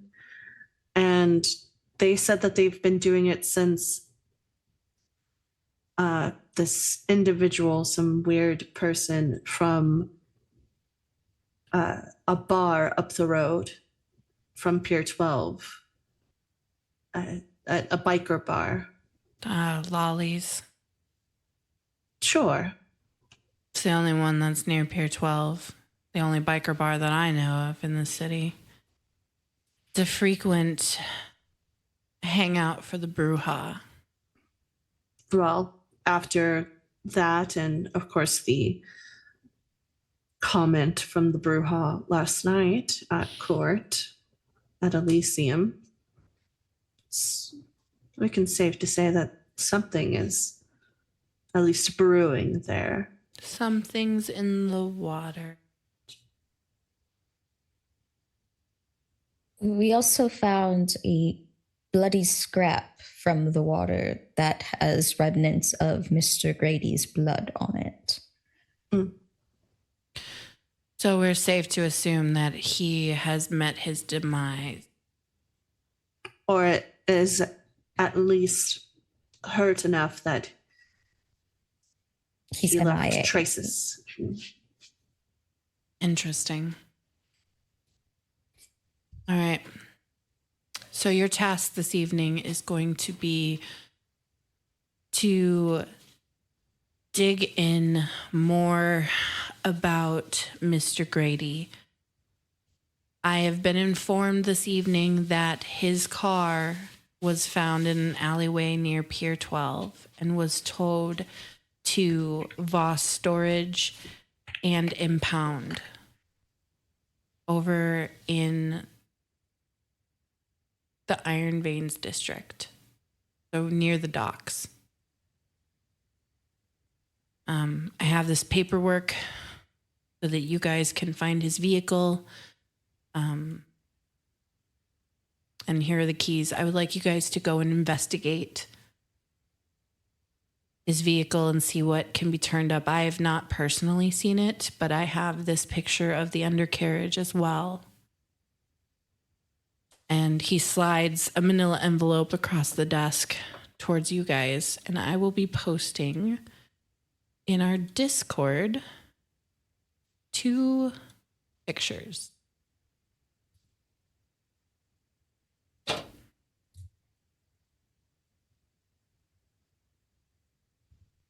I put them into Chronicle docs. And then for our viewers at home, I will show them up on screen. The first photo that you see is impound paperwork with information about Grady's vehicle, where it was found, and some important, potentially need to know or good to know information. The second photo is a snapshot of the undercarriage of Mr. Grady's vehicle.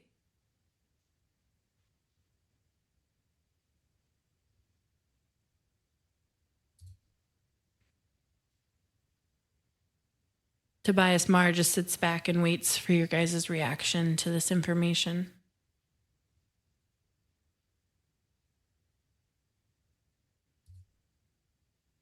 Anili's just doing his best to keep his mouth shut now.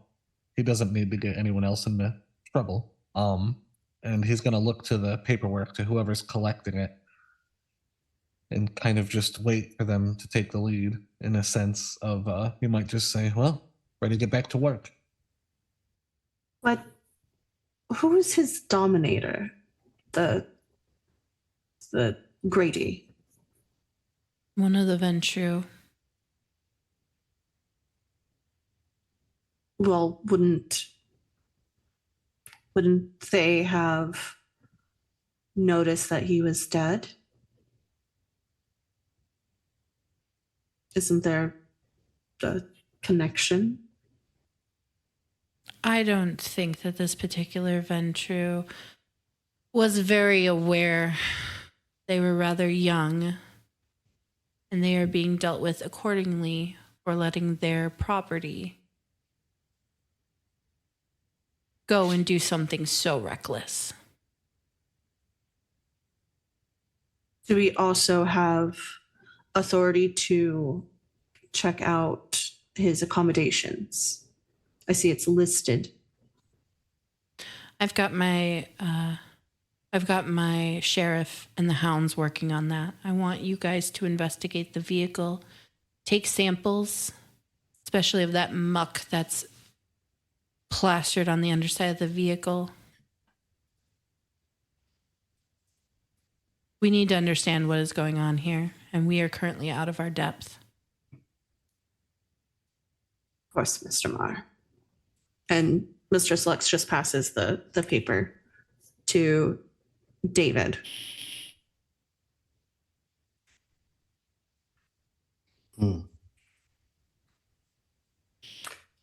So probably the car was moved before it was towed. Do we have access to the documents that are listed among the things recovered from the car? His personal effects? Yes. Yes. They are still in the vehicle. Those may be most helpful. Tobias just nods his head.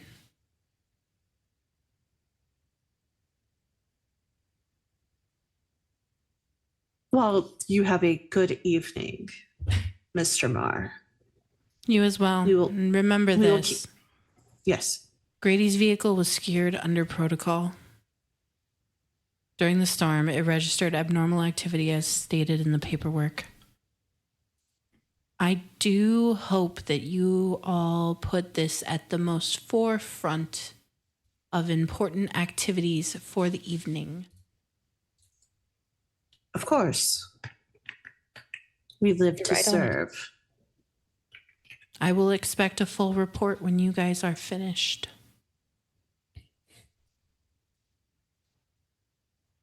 Of course. And he just motions for you guys to leave his office.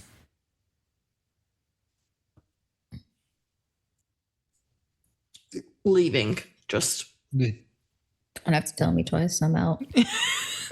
You know when you've been excused.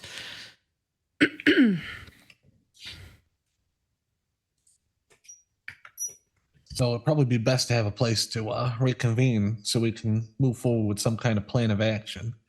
And I'm starting to think he didn't really want this sample or nothing, so it might be good that we took a sample and we have it isolated. If some of the reports on this paperwork about the car lineup, the sample we have separate could be different than if we go obviously take something fresh. I mean, it's just something to think about. You all remember also in that moment that you are able to utilize the laboratories in the basement of this building before giving Seneschal Mar your report.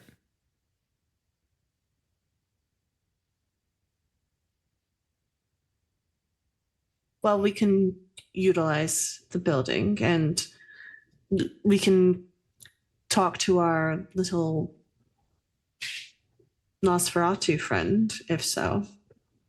I'm sure they know their way around things downstairs.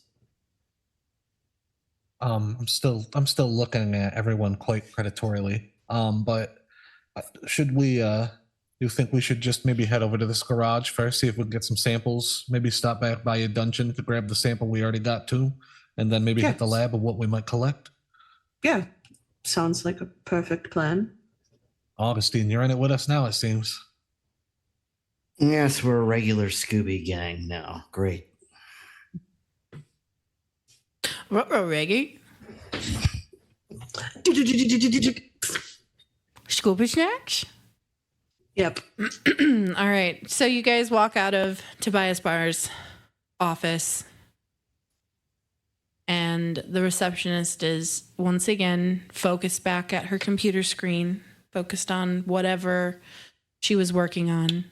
And you guys head out to the elevator and take the elevator down to the ground floor. You did dismiss your driver, Mistress Lux. So what do you guys do now? It's a long way.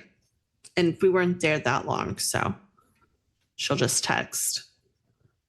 Get back here now.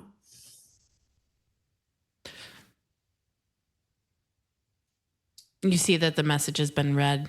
An immediate reply pops up and says, right away. And by the time you get down the elevator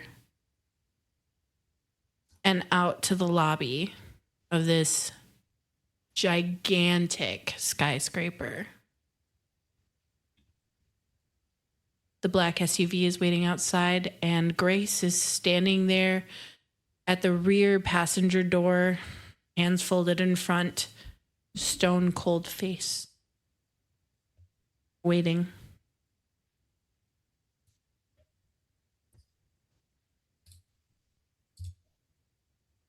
Well, She at have a least she's smile? learning. No. Well, Or frown at least? sometimes.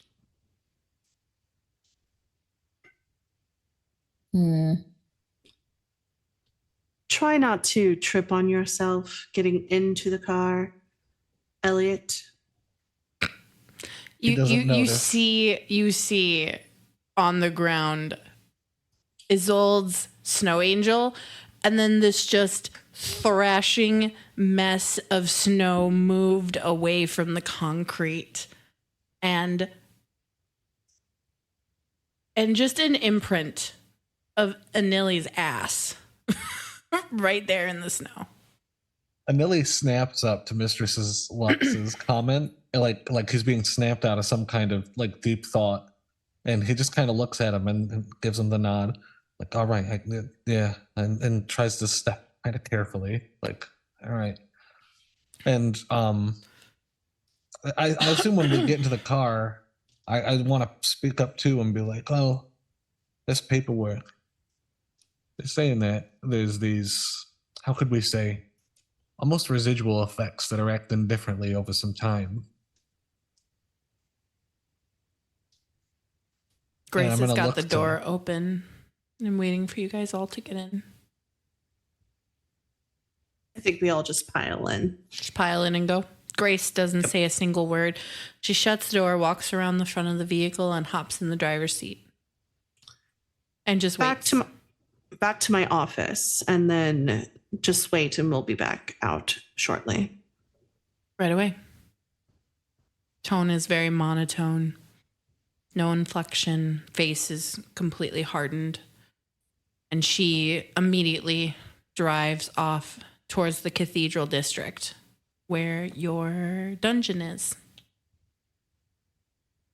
Do you roll up the window? Yes. Window goes up.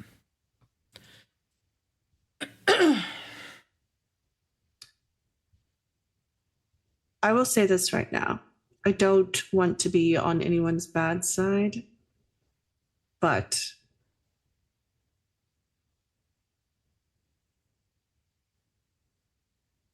don't feel, I guess, the need to stick up for anyone. Fend for yourself first. Yes?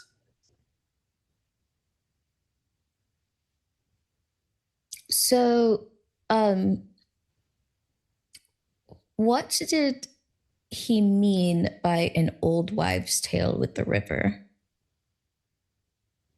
I don't know. I'm not local and I don't specialize in that. So I'm mostly asking Mr. Augustine David, if he happens to know what that old wives' tale is. Do I know that? yes, absolutely. Being a professor of folklore, obviously you would have loved to take in the folklore of the local history and population.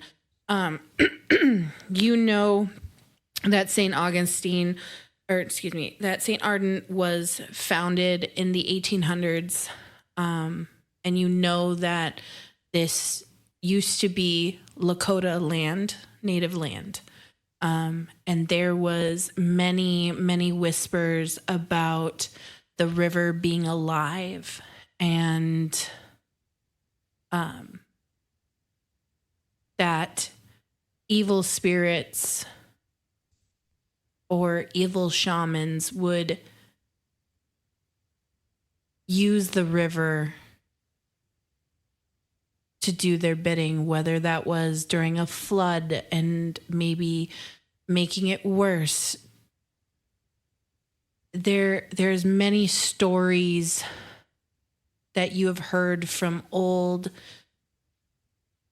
Native American, First Nations people that are in the city that talk about the land being alive, and not in the sense of everything has a spirit, which is something that you're used to hearing, but that they truly mean that the land in St. Ardent is alive. It has a pulse.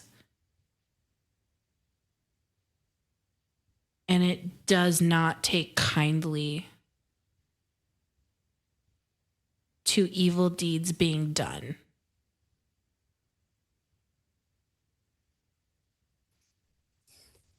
So, if I were to paraphrase it,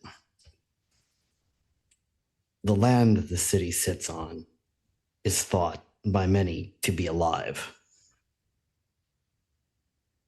In some cases, some have been said to evoke control over the river for various nefarious purposes.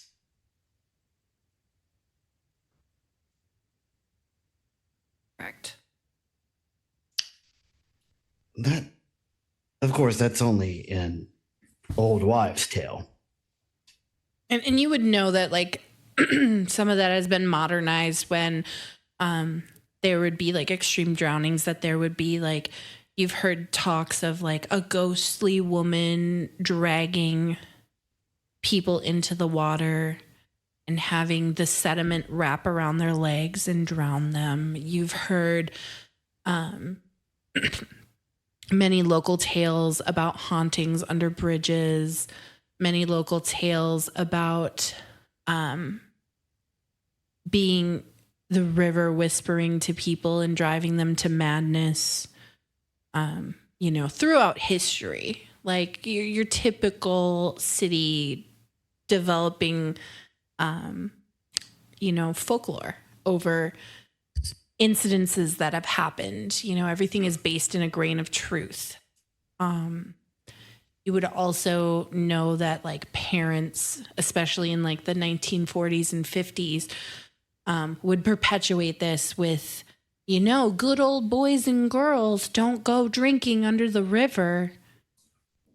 Good old Christian boys and girls, that kind of stuff. So.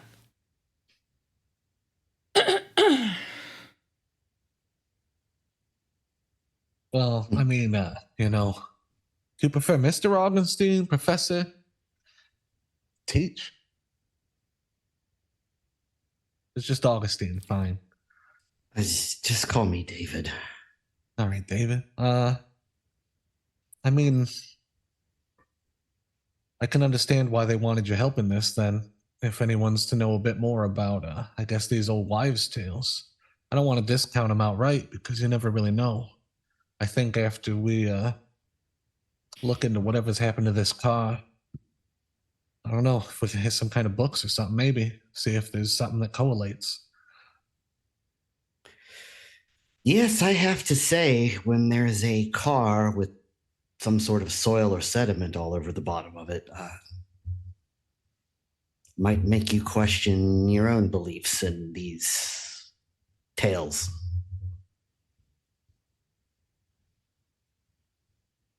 It seems we got some kind of obviously job to do here. And if we don't accomplish something, I'm sure it's going to cost us a bit more than a slap at the hand or the wrist. And when it comes to old wives' tales, you never know where you can trace some of these things. So I'd rather just cover all our bases. And I guess that's why you were running away. Seems like you were trying to find something that maybe this city wasn't trying to tell you. The more I think about it, the more I think that might be the case. Of course, I am a little afraid of what has folks on the top of a 70-story tower so frightened of this that they send expendables after it. You're not wrong. Not that we have a choice.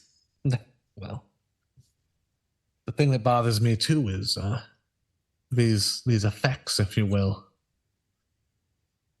Considering some of these resonances that they've spoken about, which you spoke of pretty freely, but I've never heard of nothing like that before, and that's kind of what's bothering me about all this. You mean the hum? As you reference the hum gets louder in your brain, Isolde. That ice pick in your forehead. The madness network also rising up in cacophony, trying to drown it out. Acting as if, though, it's some sort of defense mechanism, but it doesn't do much. Because they are two separate entities within your brain. Nothing can penetrate the madness network that links all Malkavians. But it doesn't do anything to drown out this deep, primal hum that you hear. I'm going to have to find a code word for that. Understood. Eye the Malkavian.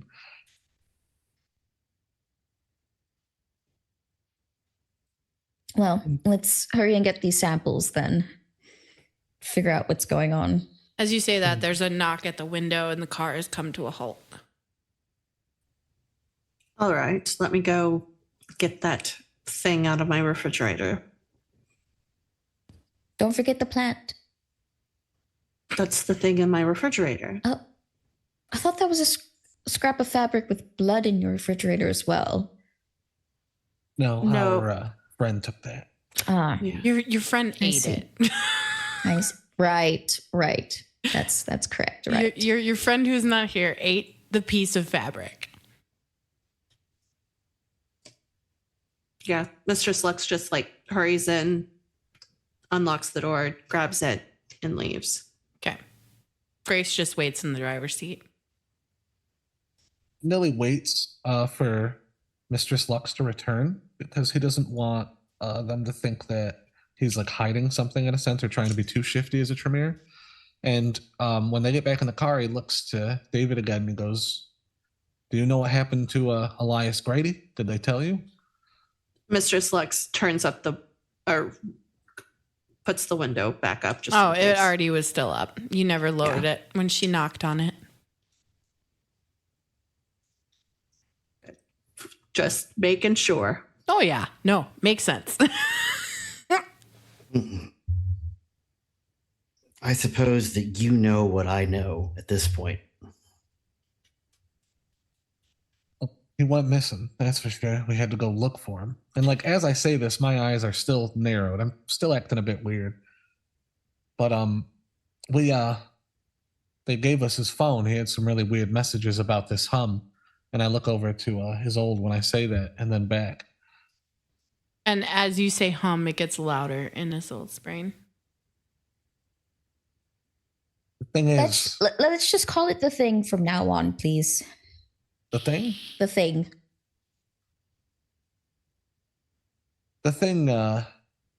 was obviously influencing this Elias character quite a bit. And it seems that he obviously found something that had to do with this, and he looks over again, thing.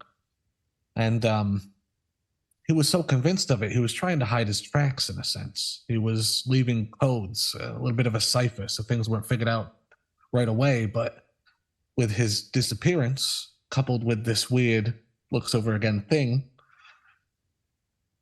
You just I hear don't the know how, madness network in your brain go, the roots, the roots, the roots.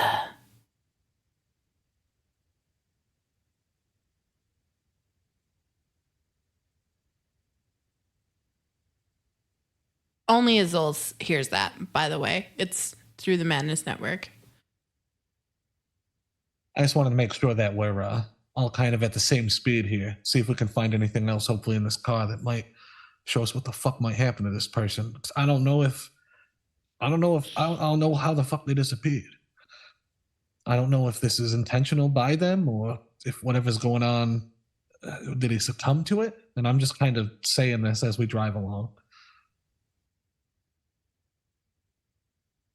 Well, we'll see. I have concerns that he's in the river at this point, but I don't think any of us are going down to find him there. I'm So- fine.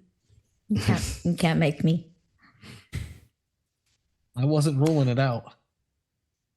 There was mention of at the meeting of a fight between some yes. mortals. Yes.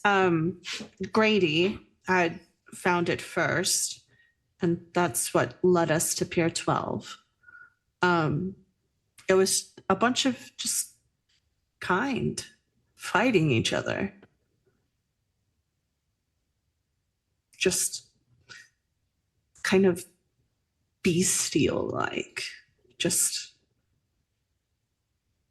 not even, it didn't make any sense. There wasn't arguing or anything like that. It was just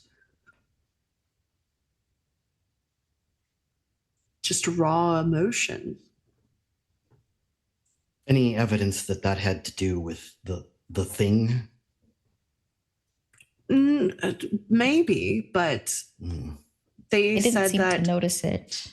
yes, they mentioned that it only started happening whenever one of the people from that bar started showing up down there, which possibly a Bruja, possibly someone who can manipulate emotions and blood residents. My money's on that Bruja that carried off at the Elysium. Probably not. He was too stupid. Well, that and they would have fought each other, which means that someone probably maybe sought them out that night before we showed up. Can't deny anything. I suppose I'm just clutching at straws. Or roots. Or roots. And as they say roots, the madness network echoes in that cacophony in your skull, almost vibrating against your eardrums. The roots, the roots, the roots, the roots, the roots. Let's just figure this out as quickly as possible. If that would be great. Okay. You guys would notice that Isolde is clearly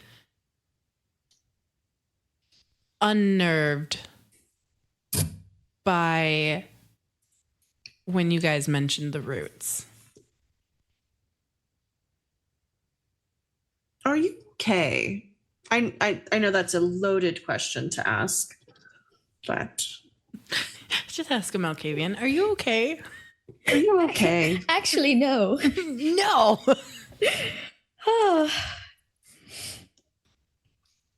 Just plants are on my mind, actually, if you must know.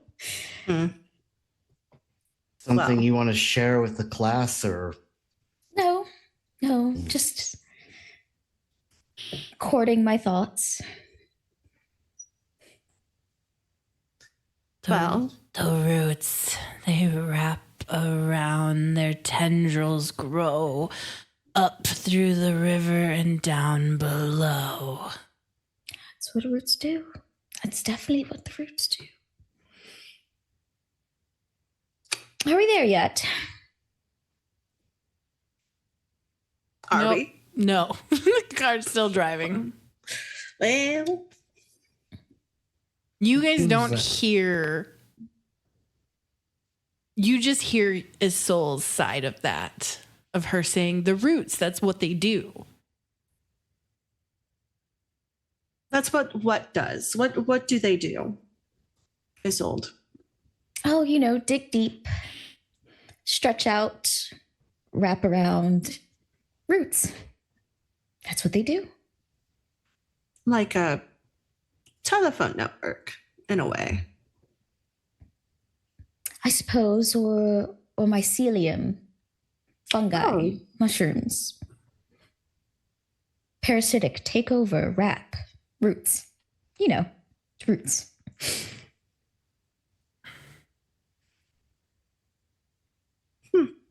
Interesting. Well, if at any point the noises that you're talking to get too loud, just let me know.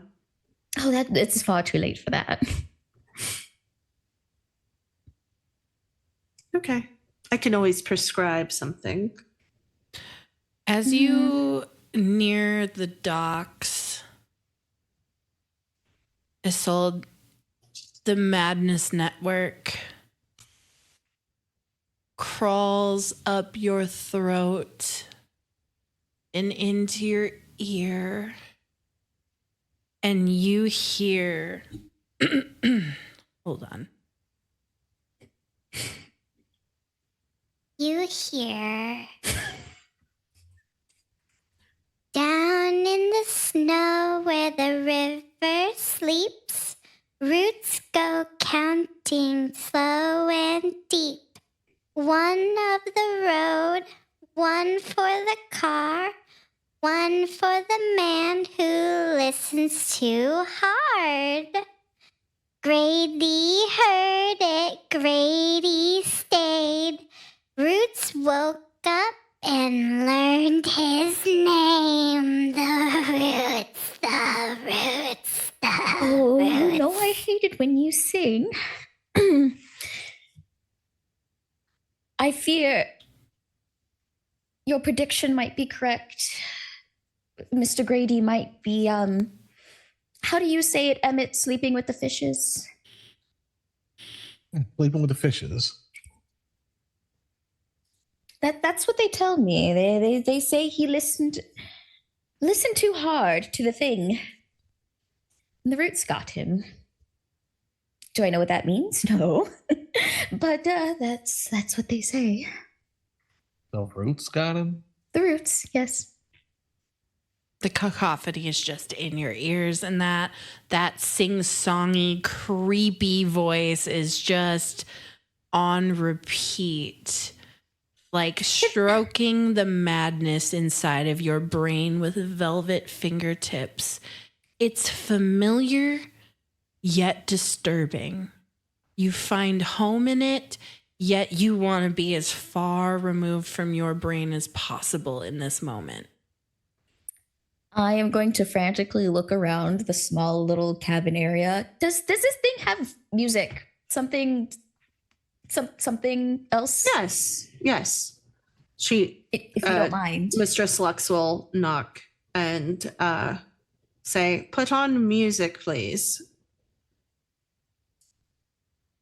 You don't hear a response. All you hear is all of a sudden a remix of Britney Spears' Toxic play in the back. Apparently, the last play mix in this vehicle was from a sub of yours. Interesting, but it'll work. Idiot.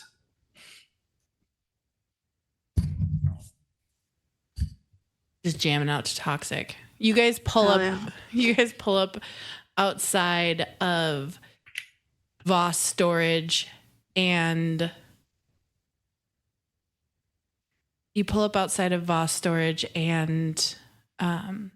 Impound, and you see a large sign above the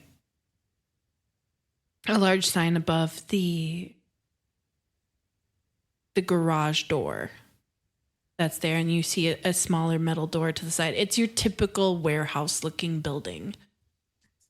And there's parking right outside of the door, and Grace pulls into one of the parking spots.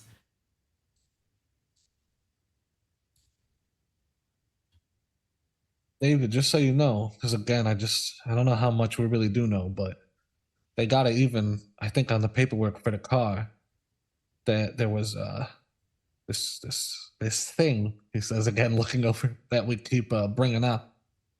It seems to coincide with the weather as well. If it's storming out, it seems like these things are more intense. It's when you say it's storming out that you suddenly become aware of the fact that the snow is getting thicker and harder. The wind is picking up speed.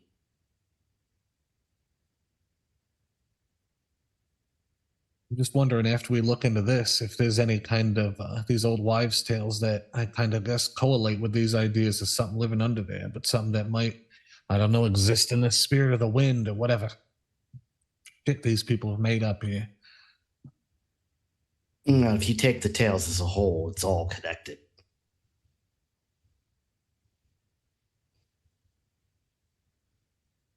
If you take the tales to be true.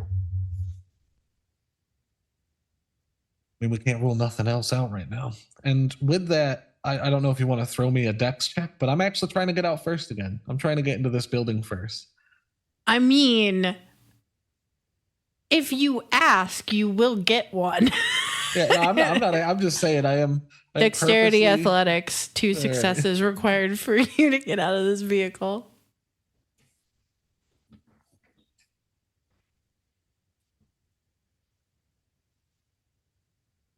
Yeah, 0 successes again. You slip and fall on your ass. You wore the wrong fucking shoes today, good sir. There's no tread apparently on the bottom of your shoes, and you were not thinking like, hey, it's snowing, maybe I should wear appropriate footwear. Instead, you wore some sort of like flat bottomed nondescript shoe. A good fucking weird loafers. Yeah, you got some weird loafers on, and you again, Charlie Brown moment. You just, like, he goes to kick the football, except for Lucy moves it away, and his legs go up in the air, and you just land square on your back. I don't scream this time again, but I do just lay there again, just completely kind of defeated. very, very upset at myself.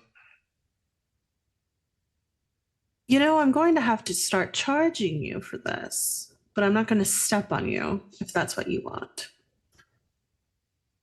Oh, I swear this isn't a subconscious plea, and I like look down at my shoes as if they've betrayed me. And try to messily get myself back up again. See if I can rush over to this door. Did we get any keys, or does it look like the receptionist inside? It is in that moment that Mr. Slux, you get a door code for the door, and you notice a keypad on the side of the door to be able to enter in the building. Just get a text message. She'll just go up to the door and put in the code. The door immediately just, you hear a click and push it open. After you all. I step in quick, and I'm like talking as I say it. But this is like an Audi license plate. What was it? WAU something? That should be good enough. And I start trying to scan this warehouse. I'm walking really quick looking for this car. There is like several areas to this warehouse. If you look on the paperwork, there is a hint to where it's located. We know it's a black vehicle. We know it's an Audi. We know it's got the license plate number. Bay 3, it looks like, wherever that is in this place. You see a sign that says impound, an arrow, bays 1 through 5, and then another arrow, bays 6 through 10 in the other direction. So left or right. Left it goes to the bays 1 through 5. Right goes to the bays 6 through 10. 1 to 5 it is. Bay 3, you said? All right. Should we find something to break? I shouldn't say break into his car, but break into his car with, since there's no keys and it's locked. Oh, yeah, I'm way ahead of you. You guys were given the I'd say. keys at the office Okay. with the Never mind paperwork. that. Never mind. I just wanted to break into someone's car. Never mind. I'm sure you'll have plenty of opportunities. This is like a front office probably, or is there a front office? No, it's just you see several you see a storage area, and as you guys walk further in, that's when you see the signs for the impound bays, and you're able to go right or left. I think Mistress Lux is looking for something to like scrape some of the dirt off of the vehicle. You might be able to find it. As you guys approach Bay 3, I am going to post a picture of what you guys see in Bay 3. And I have it up on the screen for viewers at home. You see a black Audi with license plate XG7712. The tires are caked in this weird sediment. You see it all over the underside of the vehicle. You see dirt and tire tracks on the floor, and the vehicle is covered up by a black tarp, or excuse me, a tan tarp.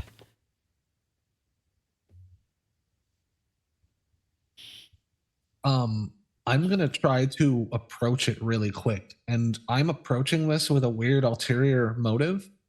I know we have the keys, but I want to know if I can kind of walk up to the trunk kind of hurriedly. And I don't know if this is like a subterfuge thing, but I want to compromise the trunk in the sense of like I don't want to break it so it's not gonna work. I mean, unless I get a bad roll. But I kind of want to create like a little hinge. I want something that's able to cut someone, because I'm going to ask August to come and open it after I can try to do something like that, because I want to try to spill some of his blood and collect some. Okay. So you're gonna need to be stealthy. Yeah. I want to see if I can I just want to let you know my intention with this. No, and see if I can. okay, so I'm this- fine with rolling. Yes, you are gonna roll for this, and it's well, gonna I be. mean, to sabotage and then sneak and see if I can get the blood with everyone around me. I just don't want to back down from this messy critical. You know what I mean? Yeah, no, I feel it. Okay, so first I'm going to need you to roll. Gosh, what would that uno momento. I need to think about what, because I'm thinking a 2-part roll. Are you trying to damage the trunk? In a sense, like sneaky? Yeah, in my vampire mind, I'm trying to be sneaky and I'm gonna act like I'm going to open the trunk, but I bend maybe the part right above the lock, like where the hatch is, if there is one. Or Okay. And I'm trying to all I'm trying to do is like bend it in so that something like a piece of the metal is sharp enough so that again I'll roll for David as well so he can oppose me. Because my intention is to try to do that and then be like, hey, I can't get this. David, come and help. Okay. So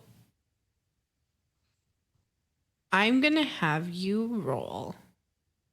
First, I want your stealth roll. So I want you to roll dexterity plus stealth. And you will need 3 successes to accomplish you being stealthy. 2 successes, sadly. Okay, well, you're a little sneaky, but you're not. You're being weird. Your coterie members would be like, bro, we have a key. You're being fucking weird. Now I want you to roll. They won't open. I just want it to open. You see me crunching at it oddly. Okay, I want you to roll. Let's do. I manipulate subterfuge. No, I want you to roll intelligence plus larceny. Yeah.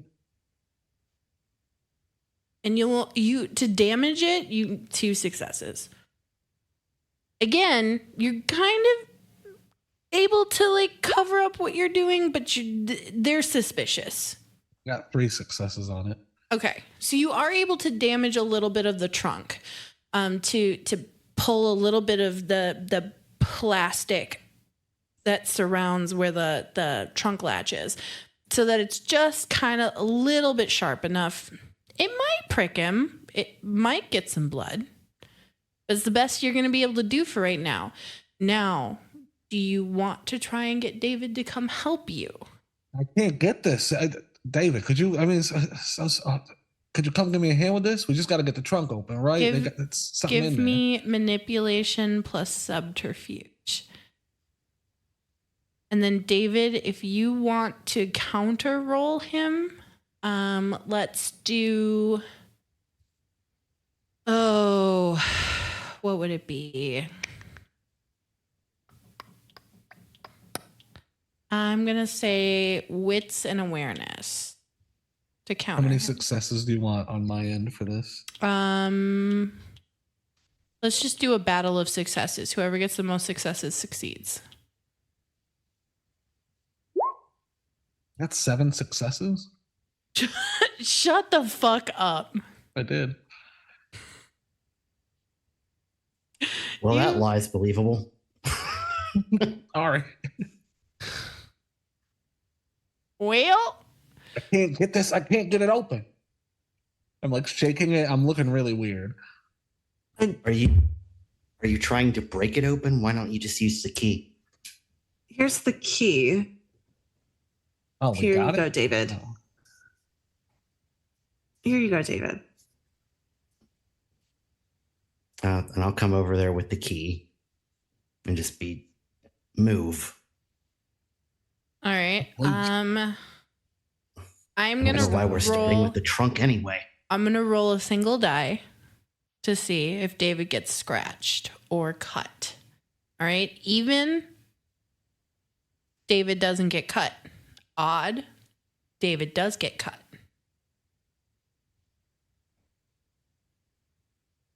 It's a 10.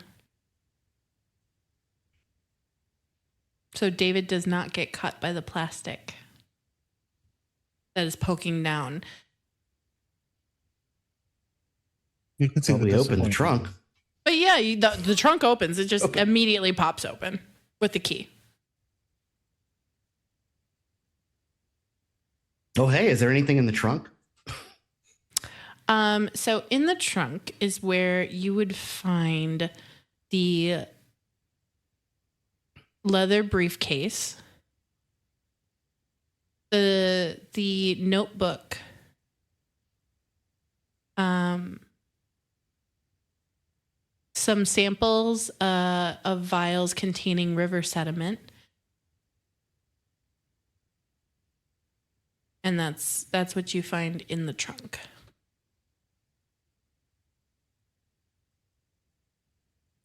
All right.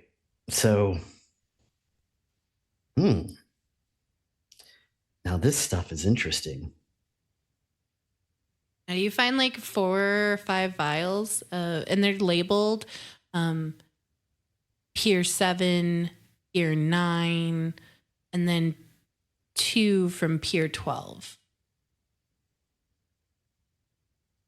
Like he was obsessed with this shit. I say, like sadly almost. Well, shall we look behind door number 2? And I will put the briefcase on the ground. And it said it was locked. Is it still locked? The briefcase? Yeah, in the paperwork it said the briefcase was locked. Yeah. Okay. Yep. It's just got your is this- typical like business locks on it. Can I break it, please? Since we couldn't break into the car, I just need to do this one thing. And I swear I'm done. You hear the voice of your trusty skull, who you assume. The madness network has calmed down, but it's assuming the voice of your trusty skull and going, break it, break it, break it, break it, break it, break it, break it, break it, break it, break it, break it, break it, break it, break it, I break just it. have to break one thing. If I can't break open the suitcase or the briefcase, I don't know what I might do. What is going on with people today? Goodness. As much excited as I was to show you all a feat of strength, you're psychotic. Please open it. Oh, I could just break a window. It's impounded anyway. They're not going to do anything with it but scrap it, maybe. No one claims it. Yeah. Just break the briefcase open. Don't break the window. Does break the window anybody, if you is want. anybody touching the vehicle right now? I think Mistress Lux, just after the trunk gets open, takes the keys and is gonna go to the front and try to open probably the front passenger. Okay. I want you to give me. Jesus, great. I want you. Ray. No, don't. Why don't you give me a wits plus awareness roll real quick? Of course. I'm gonna rouse the blood because that's smart to do. Give me a rouse check. I get hungrier. Cool. You're at 3. I'm at 3. Tits. Love that. Love So that at for 3 you. hunger. I love that. Love that for me. Love that for you. Add 2 die. Good Great. thing I didn't get cut. Let's see. You Love that. feel your beast coil in your belly, just scratching at the insides of your stomach, begging to be fed. Oh, I hate this so much. What'd you do? Okay, so it's a 3, but one of the, because I have it was 5 total, and 3 of them were blood die. Oh, one of them is a skull. But did you get any successes? Yes, I have 3 successes. Oh, then you're fine. Okay. That doesn't do anything as long as you get successes. If you don't get successes and get that, that's when we get into bestial failures or bestial failures. Okay. You, as you're going to put the key in, you lift up the tarp and just kind of lay it on top of the hood or on top of the car. And you go to put the key in and go to turn the key. And you notice suddenly, slowly, the sediment that is on the underbelly of the car start to creep up towards your hand. Oh, no. She'll And back away. That is where we are going to leave this until our break is over, guys. We will be coming back to find out what happens. Great. I knew you were going to do that. After the break, guys. Thank you so much for hanging out and watching St. Ardent by Night episode 2 with us. We'll be back after about 8 minutes. Everybody go grab a snack, stretch your legs. Unshrimp yourself. Unshrimp yourself. Don't forget to tweet out the stream or post on Blue Sky or your Facebook. And check out our merch store, guys. But yeah, we'll be back after this quick little break. Okay. You are listening to St. Ardent by Night, a Vampire the Masquerade 5th edition actual play podcast. If you're enjoying the story, please consider following our podcast. If you'd like to watch us live, we are live every Saturday at 10 p.m. Eastern, 7 p.m. Pacific over on twitch.tv/tacticalpinup. Now, back to the shadows. Hello! We are back now from our break. Hello, everyone. Thank you for hanging out. So, I hope you guys all enjoyed your break. Got a little stretch. Used the restroom. Got yourself a little beverage. So, Mistress Lux. We come back to our story where you, as you went to unlock the door of Grady's vehicle, you saw the sediment act not aggressively. Like, it doesn't feel aggressive in like a weird malicious way. It's moving towards your hand. What do you do? She's backing up immediately. She doesn't. She's like, we have dirt that's thinking. Hello. What the hell? Right, that's thinking. I run right over, and I guess my beast is driving me, so I'm being a bit more foolish. Not totally, but enough. So I'm gonna flick on the sense the unseen switch and just see if there's any kind of weird resonance or something that I can detect from this living dirt. You doing your rouse check and all that stuff for it, rolling for it? Yes. Would you like wits or resolve with this? Whatever you want to do, my friend. Whatever's higher for you. My rouse check is I get hungrier. It applies. Okay. So you're at 2 hunger. Yes. 2 hunger. Mr. Slux is at 3 hunger. David and Isolde are at 1 hunger. And this is just gnawing at me. As soon as I go to look at this dirt, like I'm kind of pissed that my tiny ruse didn't work. And with that, the hunger just intensifies. As soon as I try to look at this thing, I can feel it, and I'm just getting so fucking thirsty. Like if this Malkavian does beat the shit out of someone, I'm gonna fucking drink their blood. just to try to help myself. But then I'm going to roll the skill itself.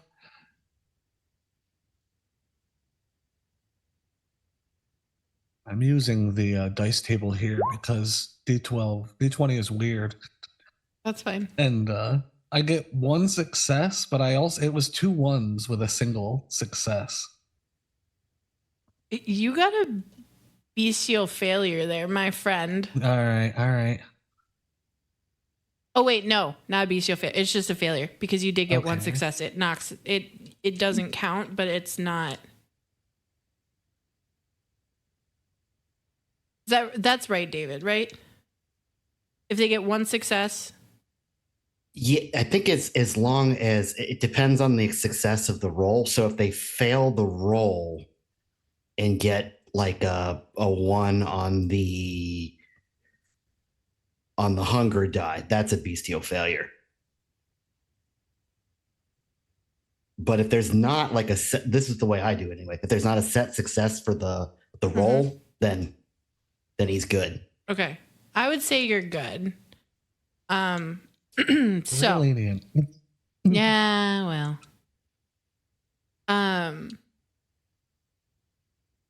So unfortunately, you know what? I don't like those numbers, and there's something I really want you to see. So please re-roll for me. All right, I was ready to take in the hum. No, Honestly. no, I want you to see something. All right, I jolt, my beast fucking twitches and yearns, but there's also something else here that I have to figure the hell out. And with that, I've gotten 2 successes overall. Perfect. All right. I'm gonna DM you a photo. Because not only do you see the sediment moving almost like, have you seen that like kinetic sand, but it's also magnetized where you can move it Oh, hell around? yeah. I love that. That's kind of the vibe that you're getting from this. Now I'm going to DM you this because you're going to be the only person who can see it. Give me one to DM you this. I will show our audience here as well. But I want you to kind of get your reaction first to send you that.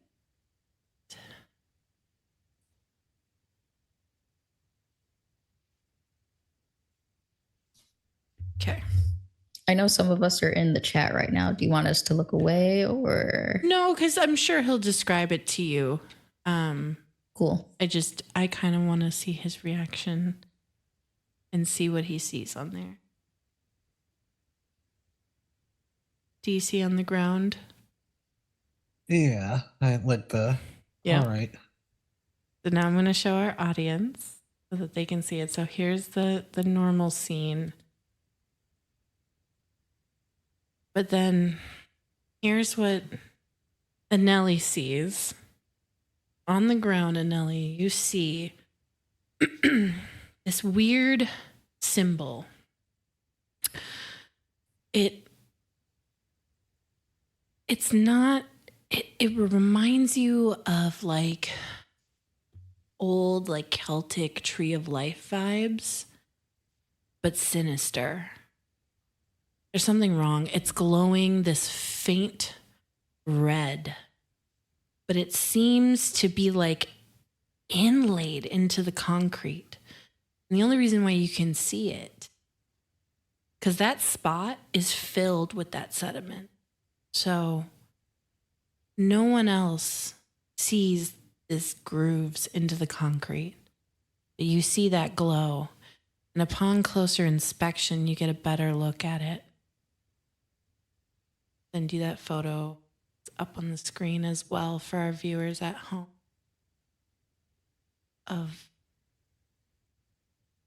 Well, I've already stepped up like past Mistress, and I'm like kind of looking down, and I'm like my head tilts as I'm recognizing it. Like, what the fuck is this? And I kind of lean in, and I don't even like look to the others, and I look at this pattern on the ground, and my mind starts ticking. And I'm like, is this kind of symbol growing with the substance itself? I'm saying this out loud, even though they can't see it. Right. It's just there and it's glowing. And my mind instantly clicks, like, is this some House Karna shit? And I'm looking at it harder, and I'm like, this is like some Celtic tree of life, but these are the roots.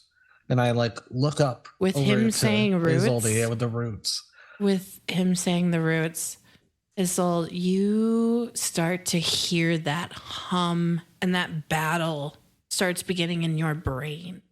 And as that battle begins and gets louder and louder and louder in your thoughts, you start to see the sediment creep towards you.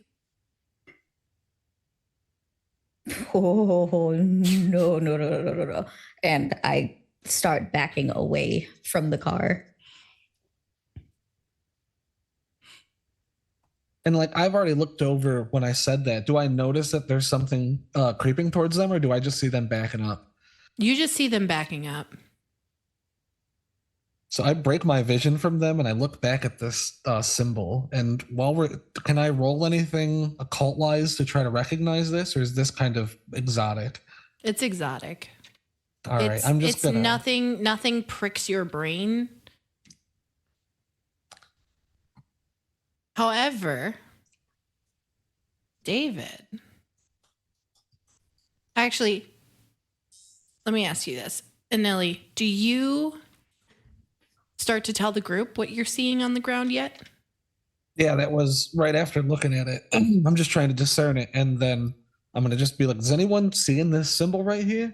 It looks like a Celtic kind of pagan tree of life thing, but it's roots, and it's growing with the sediment." The roots. It's screaming in your coming. brain. They're coming. Still backing up, just under my breath. The roots are coming. The roots are coming. The roots are coming. I don't hear it. No, you can't have me. I can't hear the roots. I can't see the roots. I can't hear the thing. The roots. The roots. The roots.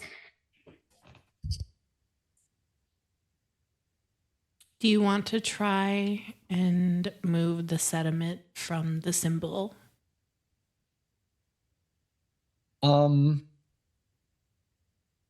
My actual warlock brain is saying, no, never touch a fucking random symbol you just found. But yeah, we're gonna try to touch this symbol, and we're gonna see if we can actually disturb it purposely.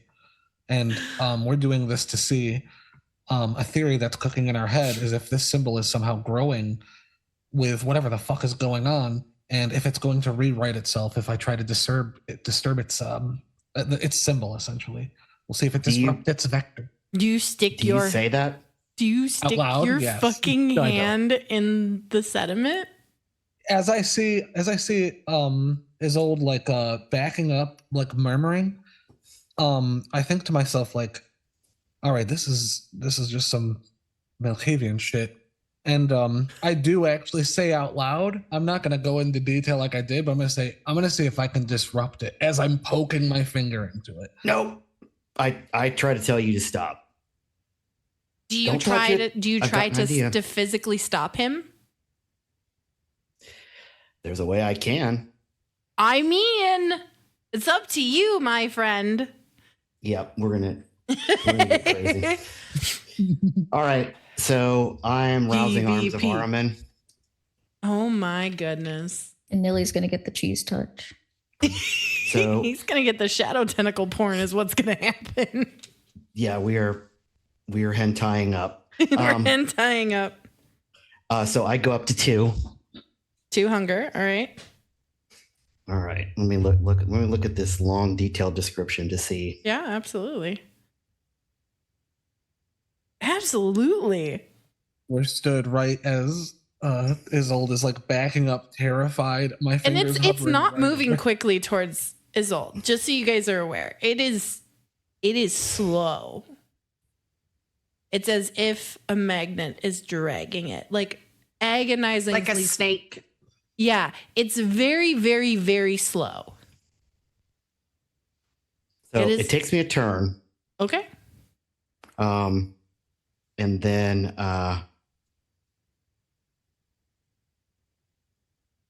okay, so what I'm trying to do is I'm going to try to summon the shadow tentacle like right where he said that symbol was.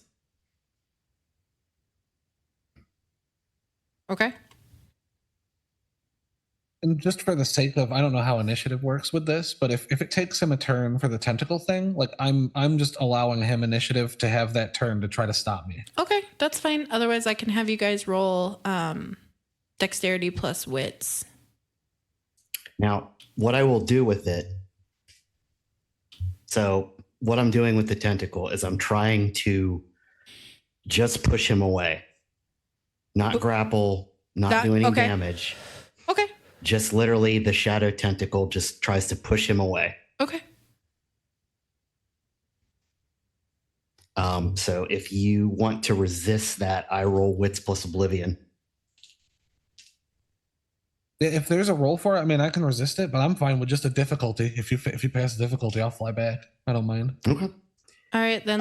Yeah. So what do you want the difficulty? If he's not resisting, I'm going to say, let's say 2 successes in order to effectively push him back far enough where he's not shoving his hand into this. Yeah, as I'm reaching towards it, I'm not like I should be paying more attention, but my beast is kind of like confused in a sense. Like I'm getting hungrier, and I just failed like something I was trying to do that was kind of stupid. And there's this eager Tremere ambition poking towards something he shouldn't be. Yeah, I mean, you want to stick your hand in it. I got the 2 successes. Excellent. That's it. Do you want to describe what your tentacles look like as they're reaching out towards Anili, and how does it look as they shove into his body? Not trying to hurt him, but push him away. No. So I guess what you would see is, David's eyes kind of go black, and then the shadow like extends from him, and out of that dirt pops up this like inky black unnatural thing, because it's not an actual tentacle. It's a literally formed shadow. And it would just like, for lack of a better word, it would just slap him. So Anili, just to knock him back a little. Yeah. Anili, what you see is suddenly from David, as his eyes go black, which you aren't paying attention. You don't see the blackness in his eyes as they kind of glaze over right away. You don't see, you're focused on that spot. But suddenly you see these inky, smoke-like shadows, tendrils come up and just rush you and create kind of like a mesh webbing across your chest, and then shoves you back. And you look up and you see David's eyes completely black as you're pushed backwards away from this. You're not hurt, you're not injured, but you have been effectively pushed away from this symbol on the ground. What do you do? I'm kind of like trying to push back. Like it's not injuring me. So it's like, I'm almost like pushing back as maybe it like ends pushing me. And I still got my hand, like my left hand pushed out that I was going to try to touch the symbol with. And I'm going to like look over at David, and I'm just gonna be like, now that is fucking interesting. And I'll lower my hand. But my eyes are on the symbol. I've received the message and I'm not going towards it.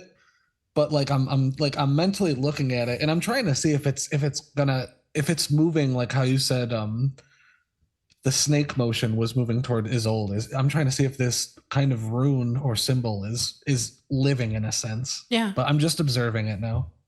You see it glowing that faint red.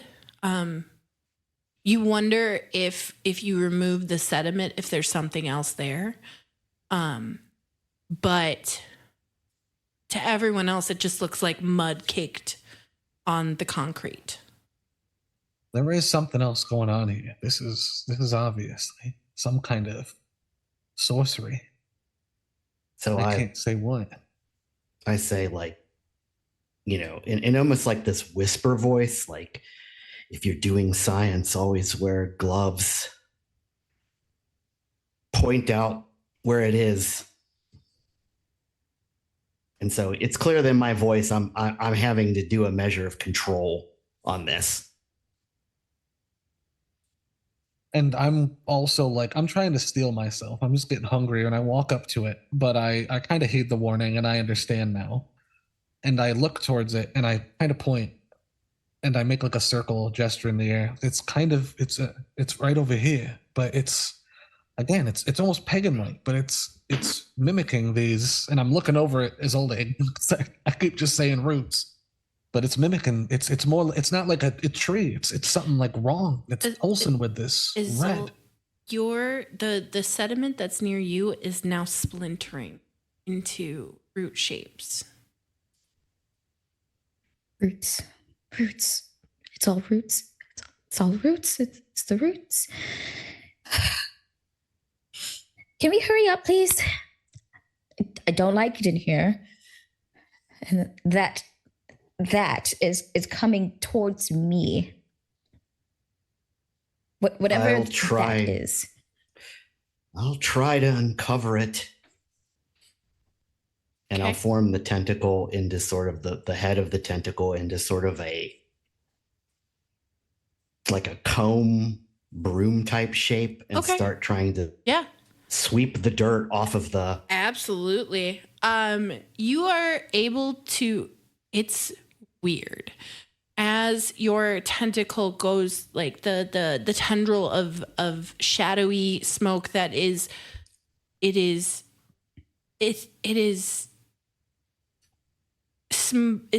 like smoke in the sense of the way it looks and moves and acts, but it's solid at the same time. And as you brush the sediment away, instead of it acting like normal dust does, right? It splits and creeps up towards the vehicle. And on the ground, as if burned with acid, though it's not like burned in, but it looks like an acid etch of this root symbol. And now I will post it in the Chronicle docs for you guys of what it looks like on the ground.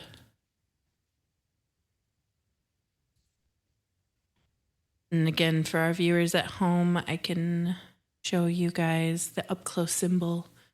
And there's still like dirt and sediment like in the cracks of this, but it's as if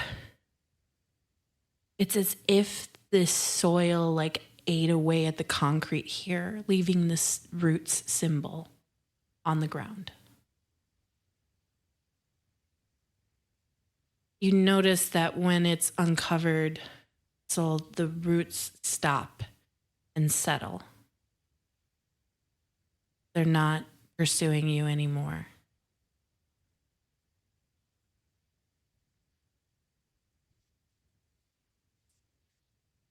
Can we all see the symbol now? You can all see the symbol. It's not glowing for you guys like it's growing for Anili, but you guys can clearly see the symbol on the concrete now.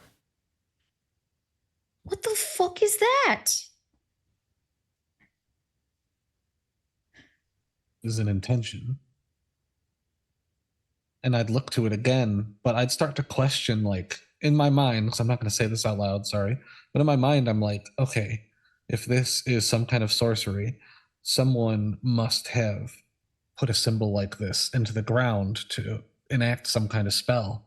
But there's part of my mind that's racing. Did the dirt make this kind of image? Is this living aspect of the river some kind of sorcery that lives through these roots, these veins?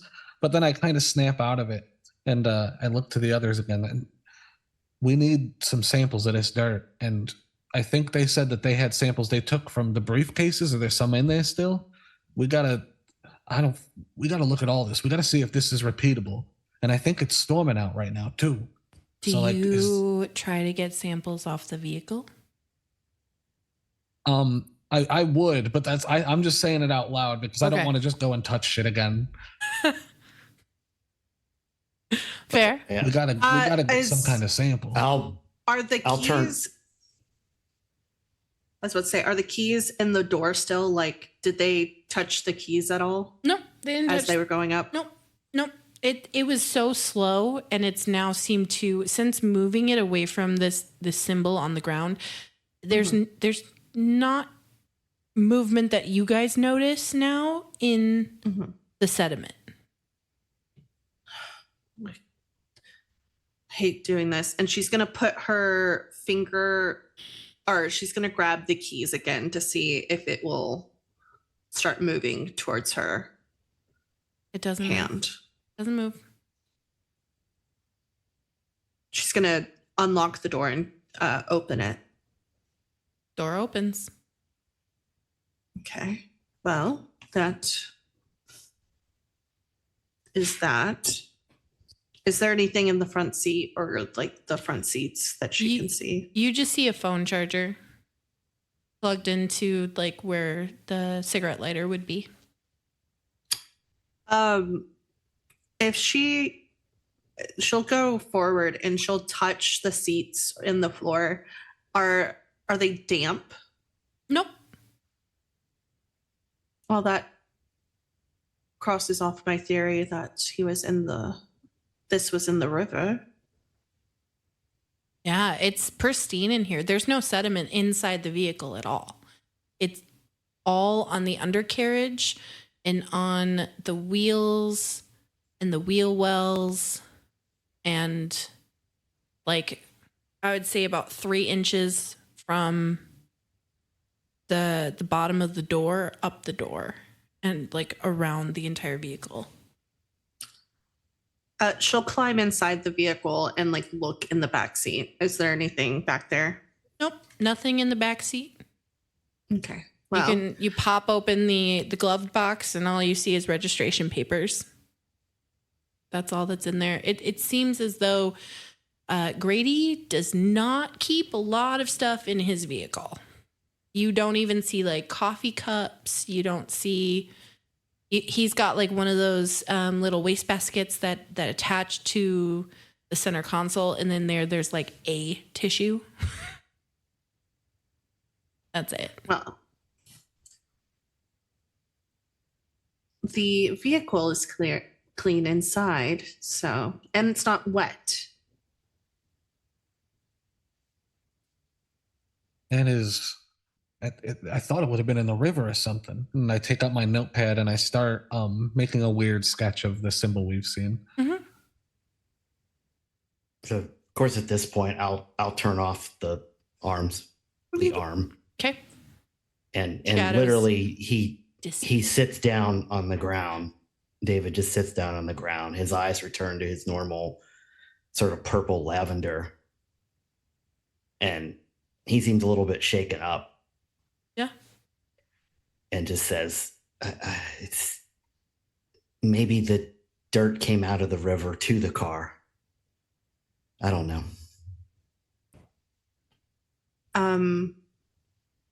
Oh, can I grab the tissue from the wastebasket and grab some of the dirt and like tie it up? Sure, you can try. Some of the Well, dirt that's on the car door. Yeah, you can try. Okay. As they're doing that, I'm gonna talk to David. Well, the way that it was crawling, it's not that far-fetched of an idea. And it seems it's clean inside the car, besides the undercarriage and wheels. It's definitely an idea. So as you're saying that, Mistress Lux is trying to scrape some of this sediment off of the car. It's not budging off of the car. It's not moving. And that's when you notice that the tires are somewhat sunken into the concrete in this space. You didn't notice it before. There was too much weird shit going on. But you look down at the tires and they're sunken in as if this car was set on this concrete before it had finished curing. But that's not possible. This car's only been here less than 24 hours. This warehouse has been standing here for much longer.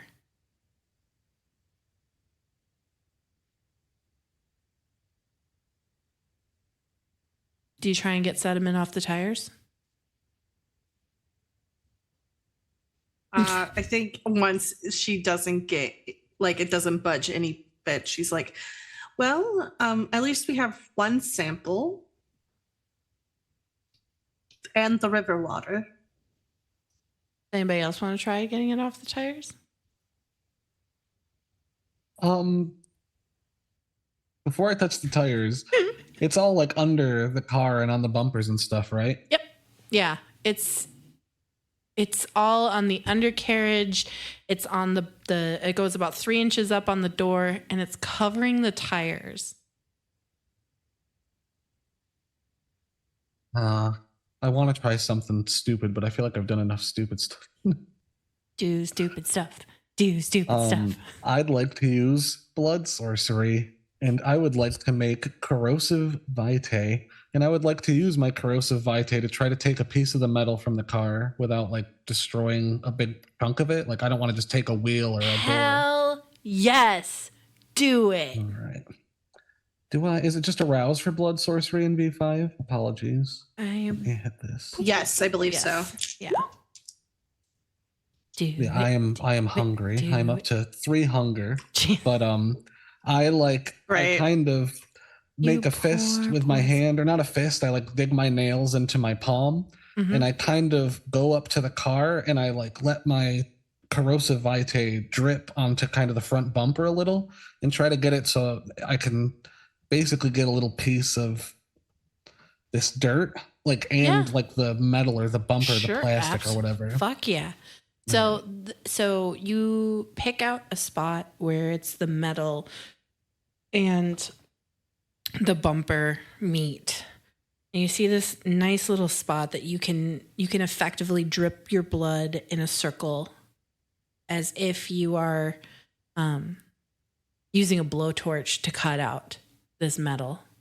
And you drip your blood in this counterclockwise circle and watch it seep down into the metal, and it's smoking and sizzling, and you hear these as it melts through the through the metal. And then all of a sudden you hear this ting ting ting ting as the piece that you just used blood sorcery to cut out drops to the concrete floor. And you have this probably 2-inch in diameter chunk of the car. I am just kind of handling it. I just grabbed it. It's not the symbol, hopefully. But I'm like inspecting it, and yeah, we didn't, honestly, I don't think I have any testing equipment on me. Any of you got like a little bag, or I'll just pocket this? We'll keep it with the other samples. We'll keep it with the other samples, and we'll go back to the You holdings notice building. You notice as that piece falls off, it kind of hit the tire, and some of the sediment flaked off the tire, but it did not flake off the metal at all. All right, wait a minute. You've seen that? Like, it dusted up, and I go and I scratch at some of the sediment from the tire. It just flakes away off the tire. If on the rubber aspect, Yeah. scrape it, just flakes right. So I still pick up the metal, and I go, all right, so I guess it binds to certain components, possibly maybe organics, even if they're refined. And I hand over the piece of metal. I'd be like, the thing is, we gotta do some kind of timed experiment with this too, because we need to observe this stuff during a storm and during, I suppose, calm weather. Sure. So are we taking the metal piece and the flanking bits of sediment from the tire. I don't see why not. Little flakes. I'm like scratching them off. Just as long as I'm not handling it, that's fine. Just scrape it into the briefcase and put the metal in the briefcase, and we'll go from there. Oh, I haven't been able to break Wait. it open yet. We haven't opened the briefcase. Oh, I yet. thought you broke it open. Not yet, no. That was going to be the next thing I figured I was suggest. rolling okay. for that. Since we don't have, or do we have a lock code for it? Nope, no lock code. Okay. They're just flimsy That was- locks. Like it just It's one kinda- swift stomp to it, and it would crack open.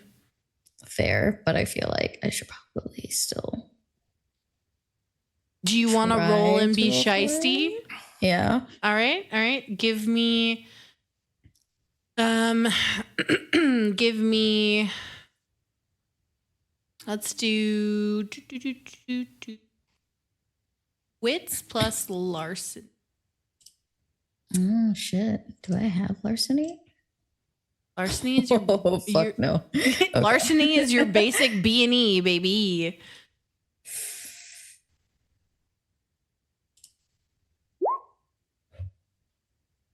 No.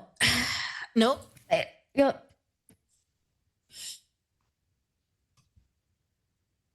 That was bad.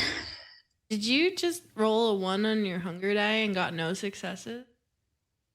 You just got yourself a bestial failure, my friend.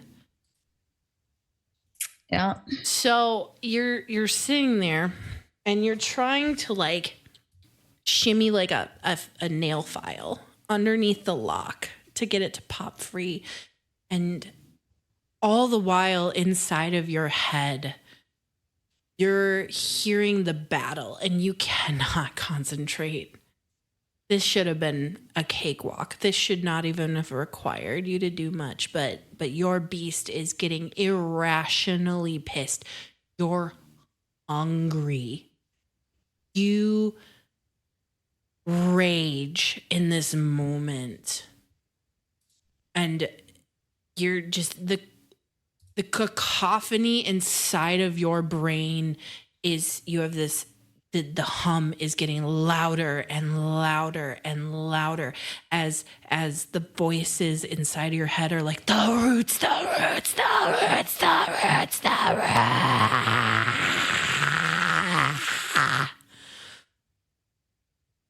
And you stand up and you let out this low, guttural growl from the depths of your soul, just this primal, guttural growl. And you pick up the briefcase and you throw it against the metal door. And it cracks open. So, I mean, you did break it open, but you are not in control in this moment, Isolde. Your beast is in control. What do you do? Breathing heavily, obviously, just on the apex of this rage. I need fresh air. As you say, I need fresh air. The door that you just threw that briefcase through bursts open. And you hear this loud crash as the door swings and hits the pallets that are right next to it. And as you do that, you see 3 people. Don't know if they're kindred, don't know if they're not. Walk in with determined footsteps towards you guys. And they are echoing your anger, Isolde.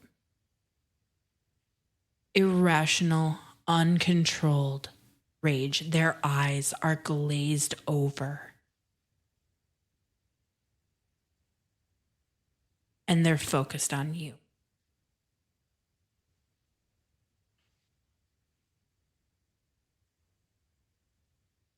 What do you do?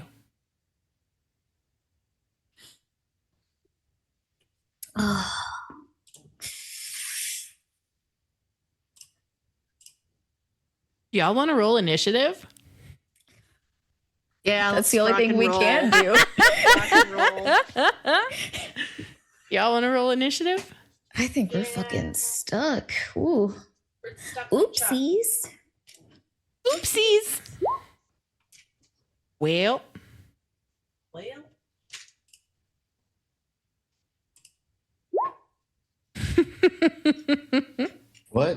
What is initiative? it's just Dex and That's right. Dex plus wits. All right. Oh, okay. And let's be honest, these guys don't have high Dex or high wits, so you guys should be fine. But Okay. Well, I've got 3 hunger, so plus wits. Please. Do you just need my successes then? Number 3. 3. Okay. I have 4. 0 successes. Oh no. I'm just being sad on the floor right You're now. just being sad. All right, so Isol, you had 3 successes? Yep. Okay. You I got have 4. 4. Okay, so it's Mistress Lux. I'm just gonna put ML IB. What did you get, Anili? 2. 2? Mm-hmm. Rollies with me. Well, what? Rollies. So I want you to roll 1d10 Uh-huh. and tell me what you get. What's the number? A 6. I got a 1. You win. So you go Huzzah. first. Huzzah. All right. So we got and then we got big bad 1, BB2, and BB3. They all got 2 successes. And then David. David playing cleanup. All right. So the way that we're going to do this, guys, is that I want you to... It's our first combat, you guys. It's Hell our yeah. first Pew, combat. pew, pew, pew. Oh, hopefully not the last. We all die. You all die. Okay, so what I need you to do then is first up is going to be Mistress Lux. What are you going to do? You see these 3 baddies in front of you. I'm going to say big bad number 2 is closest to you. And she probably clocks that they're trying to move towards Isolde, correct? Yeah. Oh, absolutely. They remind you of the dock workers that you ran into, that uncontrollable rage. I think she'll remember what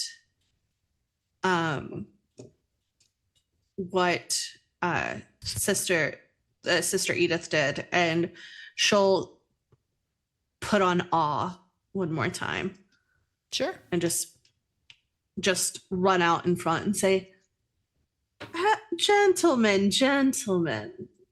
what's the issue? Unlike that situation, these guys are completely blinded to the fact that you're even there. All they see is rage. It's as though awe has no effect on them.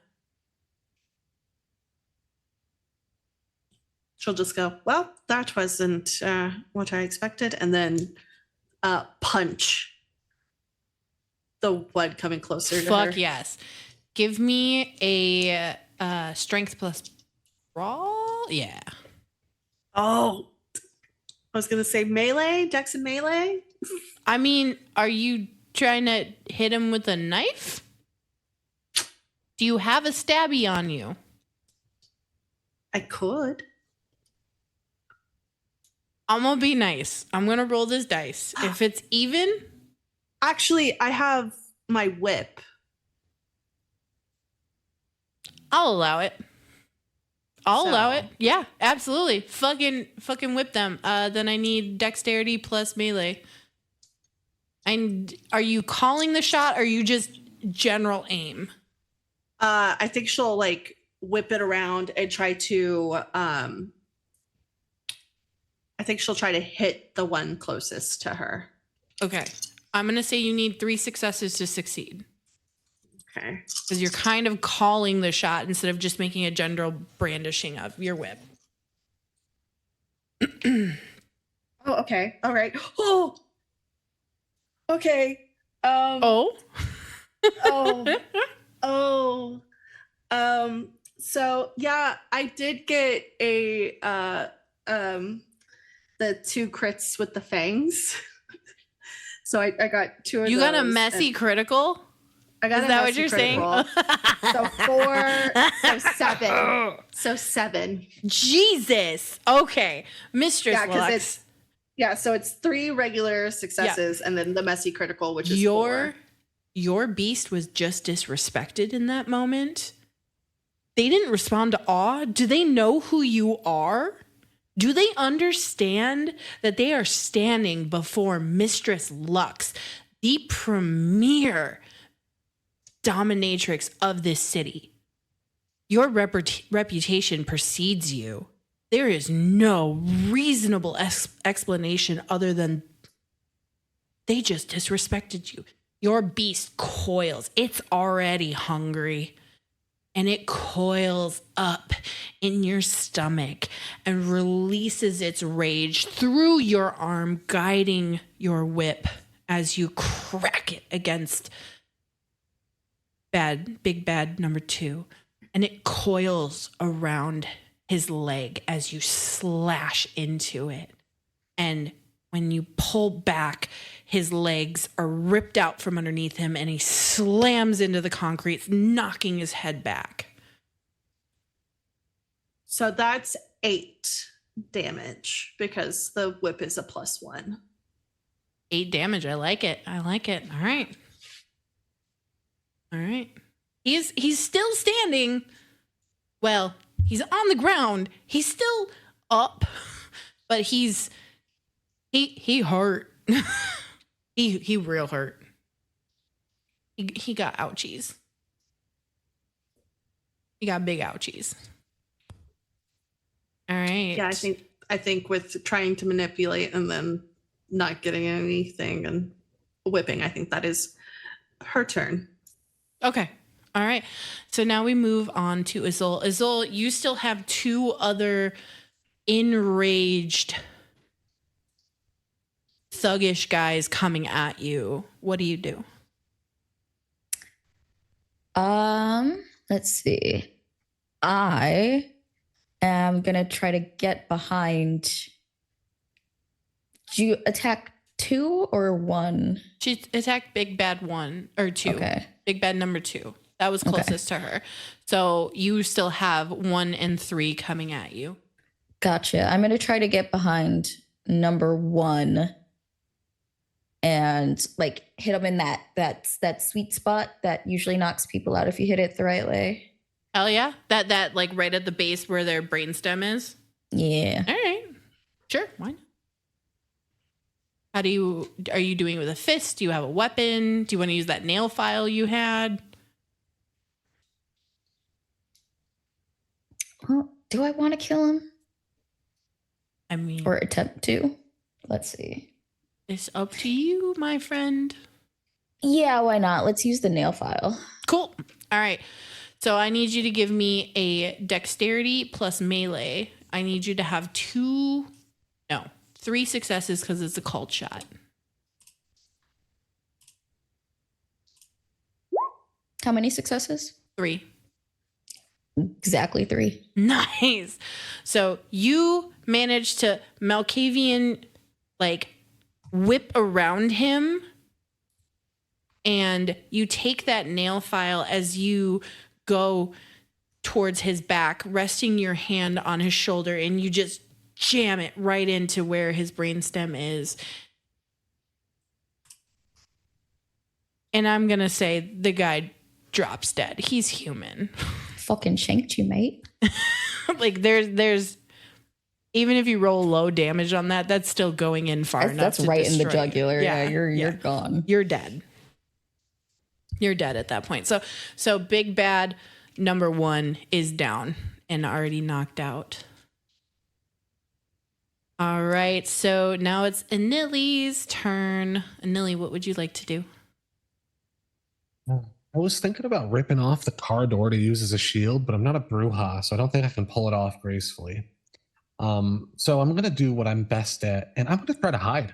I'm gonna try to sneak behind one of the cars or the barrels, and I'm gonna actually try to hide.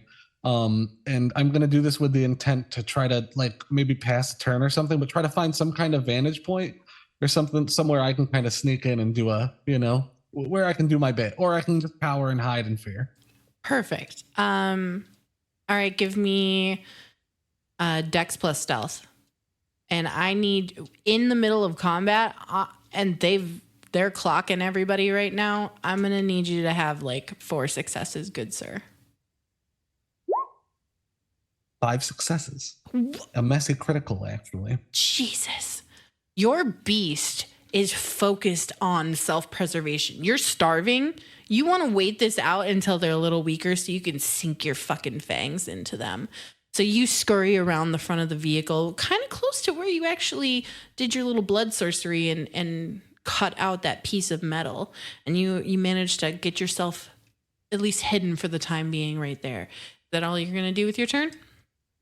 Yeah, my pure intent is to lunge at one of them and feed off them if I can. I am there's hunger fueling my my hiding. All right. So then that's Big Bad 3's turn. And they are carrying a baseball bat. And they are coming for you, Isolde. Are you going to attempt to dodge? Yeah. Yeah? Okay. Yeah. We're going to do success versus success on this one, okay? Because they don't have much that they're rolling with. Understood. I got 2 successes. My rolling dex then. You're going to roll athletics, dex plus athletics. Dex first. Okay.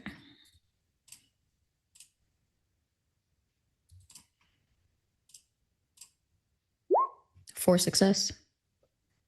All right, you successfully. This guy swings fucking wide.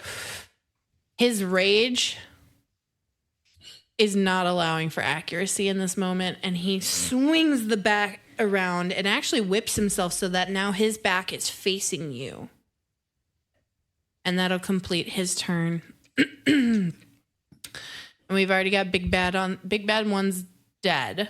No, yes. Big Bad 1's dead. Big Bad 2 is on the ground. And that'll bring us to David's turn. So do we know they're human?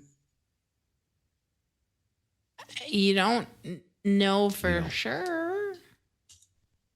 Okay. Well, I'll just do this the old-fashioned way. I'm gonna rouse prowess. Okay. I succeed on that, and I'm going to rouse my strength. Okay. I get hungrier, So you're at so I'm hung 3. Should 3 be. hunger. You're real hungry right now. They looking kind of tasty. Oh, well, good news about my intents. It's like, yeah, I just kind of stand up. I'm like, oh, for fuck's sake. And I will charge the one that is still up. I assume the one with the baseball bat. Yep. And I will slug him as Yes. hard as I can. You're going to just punch him? Just punching him. Okay. Strength plus brawl, please.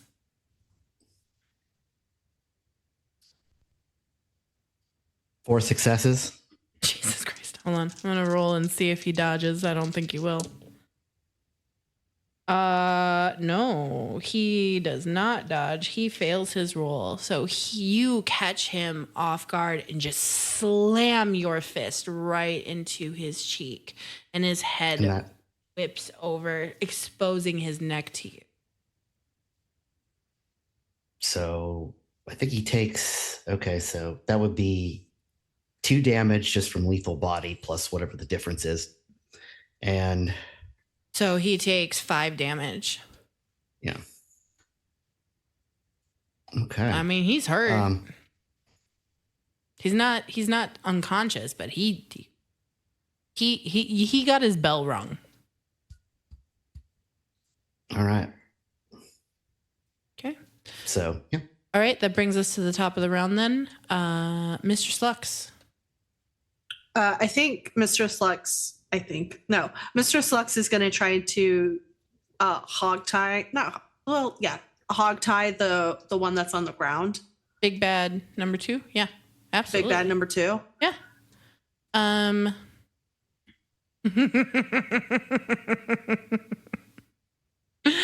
Give me dexterity plus crafts.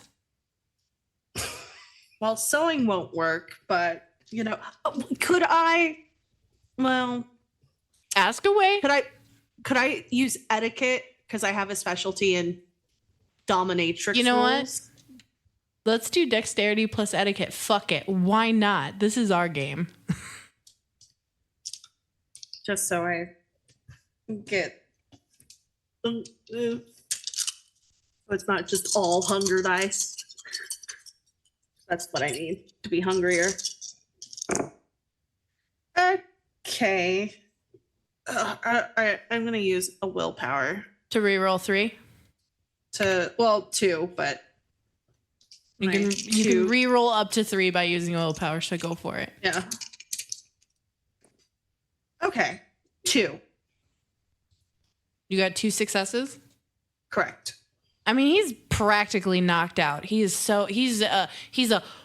away from being knocked out. So yeah, you absolutely are able to hogtie him. He is not resisting right now. He's barely on the level of conscious. All right. What are we going to do? All right. Is I that hide behind the car. that concludes your turn? Yeah. All right, so now we're back to Isol. Isol, what do you do in this moment? You just shank the fuck. This guy is starting to bleed out. You're hungry. Yeah, am I still next to number 1? Hell yeah, you are. I'm feeding on him. All right. You go to sink your teeth in and drink deep. How deep are you drinking? I mean, he's already gonna die anyway. I might as well bleed him dry.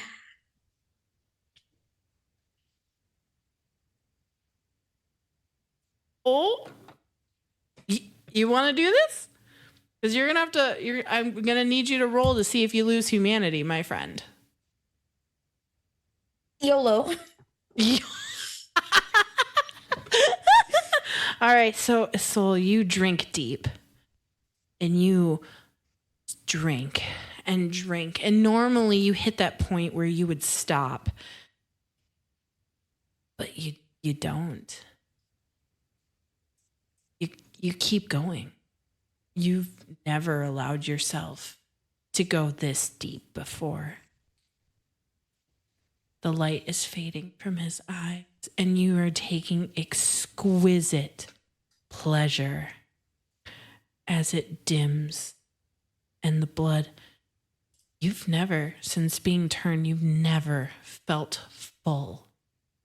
There is always a hunger that never, ever leaves you alone.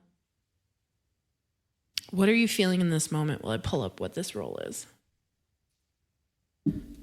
I'm feeling elated. I'm feeling fulfilled. A longing has been reached. What does it remind you of? It reminds me of Mom. Like a warm hug.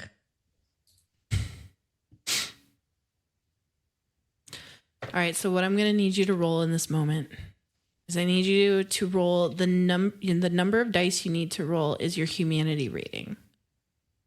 Difficulty, you have to get a 6 on the dice. You need 1 success so that you feel remorse, and you will not lose a humanity point. However, if you fail, you will not feel bad about it at all, and you will lose a humanity point. So how many humanity are you at, right?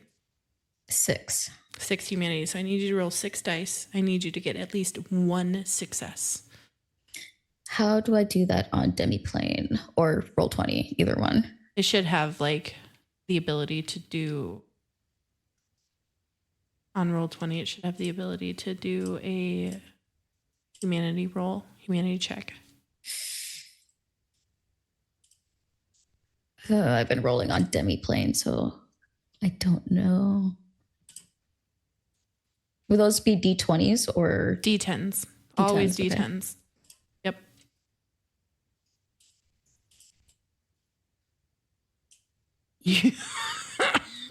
I'm so good. You got one success, my friend. Is that what it's? Oh God. Okay. Yeah. You got I don't feel one. bad at all. So you feel remorseful. There's a pang in that satisfied feeling that your beast feels. You, Isolde, feel this twinge of remorse for taking a human life. You've never done this before. You've never lost that control before. You don't lose humanity, but you don't feel good about what you just did.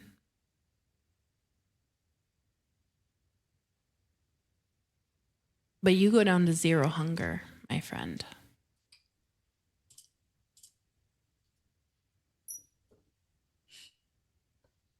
All right. And that brings us to Nelly. After that bestial display of his soul draining this mortal dry. Would I actually do a humanity check after watching this? I mean, does it go against one of your core tenets? Not necessarily, but it's fucking brutal. It's up to you. I'm gonna let you decide whether it bother Anili to the point where watching this happen, would it affect him in that way? Not right now. He's too hungry himself, and I don't think he's registering it as a bad thing. This was like a threat. So I think that's his reasoning in his head is I'm sat here hiding. I was about to just try to feed off one of them myself. I don't know if I would have drained them or nothing, but at least someone else got to be a guinea pig so we can see if they got some kind of curse in their blood. All right. So what For are science. you? So for science. So what are you doing in this moment?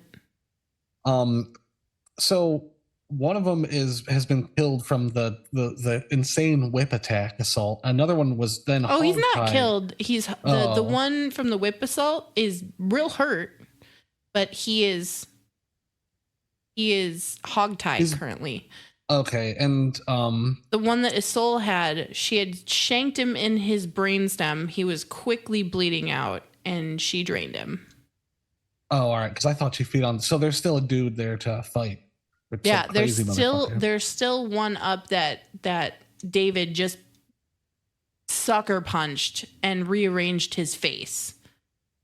In my hiding state, my pro hiding, I'm gonna see. Can I try to do some kind of stealthy navigation to try to gain a vantage point as well, and see if I can just leap like a freak at this last standing big bad? You want to grapple him? Do you want to try and grapple him? You want to stealthily grapple him? Is that what you're telling me? Please tell me that's what you're doing. I don't want to stealthily grapple him. I'm not that good yet. I want to stealthily fucking. I want to run up and try to see if I can just actually fuck. Can I get some kind of like awareness or something? Can I try to find a weapon while I'm hiding? Can I look for like maybe like there's a car jack that has like a big bar or like a crowbar or something laid out. Sure. Give me middle of. It's going to be difficult with all the fucking chaos going on. So give me wits plus investigation difficulty. You need 4 successes. Investigation.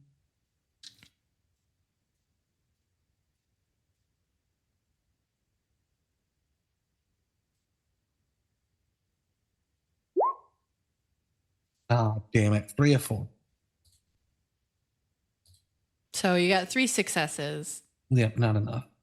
You can't find anything, man. There's just really nothing in this in Bay 3. It's not like they inspect the cars here. It's not like it's the auto shop. It's just where they store them. Fucking damn it. I think I'm going to use that as my action, is finding something and remaining a coward, hiding, looking for my opportunity moment. All right. So that brings us to Big Bad, who just got sucker punched. He is now turning on you, David. He's going to go ahead and try and tackle you. You want to try and dodge him? Where do I want to? Or do you want to grapple him? Me? Do you want to? Is that a grapple? I mean, we'll call it a grapple. Sure. I'm hungry. I'll wrestle him. Yeah, let's do it. Okay, I'm gonna roll and see if he's able to tackle you, and then if you get more successes than I do, which you probably will, because I am only rolling 3 dice right now for him. He's not. They're not like the biggest big bads. They're just not. They're little weaklings. But if you can grapple him and get more successes, you will win the grapple, and. Okay. You will be able to om-nom him if you so wish. That is 1 success. I rolled 1 6 and a 4 and a 2. I only got 2 successes. So. You still won, my friend. Yeah. It doesn't matter as long as you beat that number. You, David, as he goes to spear you, like Roman Reigns style, tries to spear you. You just meet him midair and grapple onto him and go to bite his neck, and you sink your fangs into his throat as you are mid grapple. How deep do you drink? I won't kill him. I think I'll just take 2. Okay, great. Yep. We'll go down to 1. Yep, you'll go down to 1 hunger. And so you wrestle him, and his eyes, as your fangs sink into his neck, his eyes glaze over in a sense of ecstasy. There's a bliss in your bite that no drugs have ever brought him to this point. And his body slumps, and you slowly slump to the floor with him as you take your drink, and you regain 2 of your hunger. And as he slumps unconscious onto the floor, he's not dead. You lick the wound closed. The evidence of that blissful interaction is gone. His neck is all sealed up, and he is unconscious on the ground. Could I roll to see if I noticed that, to come to a conclusion that it's a kind?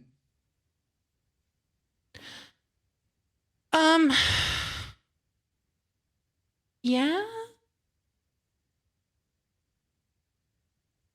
I mean, I think at this point it's pretty obvious. I don't think you even need to roll for it. They didn't have any super like big powers. They weren't using it's not like they were hunters. They didn't bust out any like weaponry. They were just your run-of-the-mill thugs, probably breaking into storage units, and somehow this blood resonance of whatever's affecting the sediment sent them into a rage. And when they heard the clamor against the door of Issel throwing the briefcase is when they came towards you guys. I think as I'm hiding in the back, I'm coming to that kind of conclusion. They're like, all right, these are some of those those same kind of resonance freaks, kind of they're just kind, but they got that whatever the fuck was happening to them down at the pier. But I'm just whispering this to myself in the dark of watching this unfold.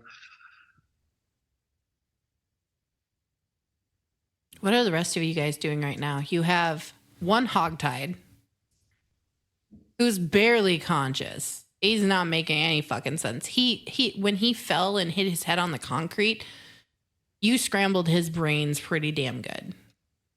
You've got one dead, and you have one unconscious, just having been fed on. I think seeing what's going on, Mistress Lux just looks at the individual and go, well, I am hungry. And Right on. not to zero, just You gonna take 2? yes. Yeah. All right. Bitch, what are you And he also, as your fangs sink right into his veins, he enters a state of bliss and his body goes limp against the hog tie. It's almost like everything bows because his body is no longer holding him up. And you drink your fill until you are mostly satisfied, but not all the way, not daring to tempt your humanity in that moment. You release him, and he's still in a blissful, dreamlike state. It's like the best Molly he's ever had. Lick the wound closed. Step away.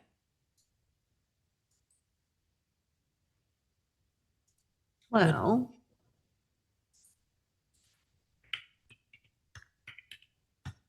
how?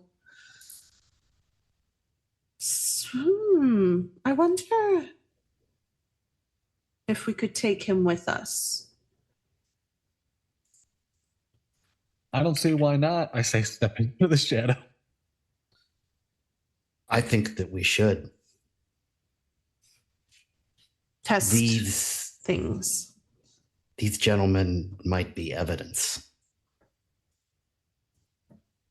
When he says Exactly. that, I'm walking over towards where the briefcase went flying and try to pick it up, and I walk like over the corpse of Isolde's victim, and I like eye it, and I look to her as I'm going to pick up the suitcase. I'm like, so since we're in this together now, like, you ever got rid of a body? Oh, I'm just kind of sitting there. I'm like staring down at him. I faffoed hard. Yeah, you feel the grips of remorse at your full belly. You're be satiated. Yet, you took a life. This could have been one of the street urchins that you watch over. You don't know. You don't know if this is one of them grown up, and that is eating at the back of your brain at this moment. The Madness Network, whispering the roots, the hum there, but there's something about this moment that dulls that. Because you just took a human life. How is Azul presenting that to the rest of the group? How does she express remorse? Absolute denial. He was going to kill me first. I had no choice. He was the noise, the roots, anger, the blood. He was going to get me first. I had to. I had to. You understand, right? I had to. He was going to get me first. We've all been there. Don't worry. Well, you all can tell some that of us. Isolde is extremely shaken up by this. Her words are not matching her facial expression, the tremor in her voice, the way her body moves.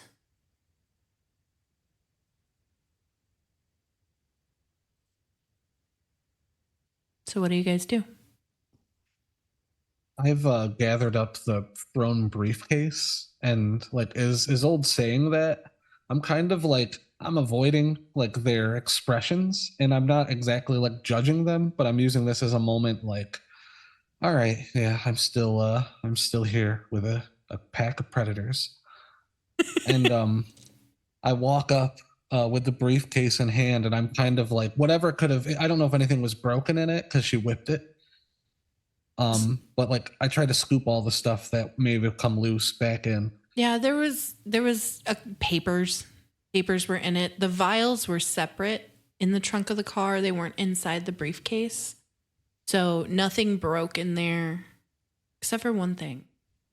A pocket watch. It's smashed. The time stopped ticking. And you look down at the dented pocket watch. And oddly enough, ironically, there's a tree of life. Not the roots, but a Celtic tree of life on that pocket watch.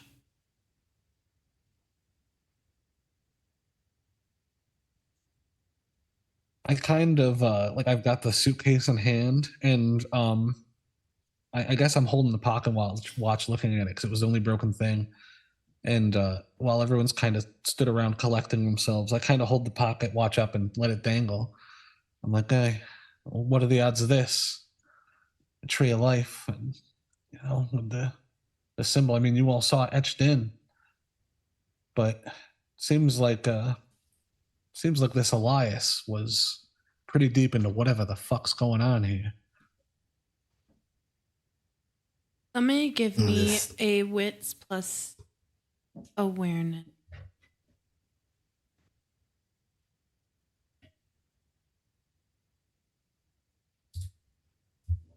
Anybody, everybody. I'll throw you one. 2 successes or Just tell me how many successes you get. 3 as well. Yeah. 3, one. 3. You got 1. How much did you get, Mistress Lux? 3? 3. All right. You 3 notice the sediment's moving again. As soon as I notice it, I run. It's moving towards the dead body. Oh fuck. I jog over towards the door really quick, and I like peek my head out to see if it's storming harder while this is happening. It's a full-blown blizzard out there. Well, who thinks it's time to go?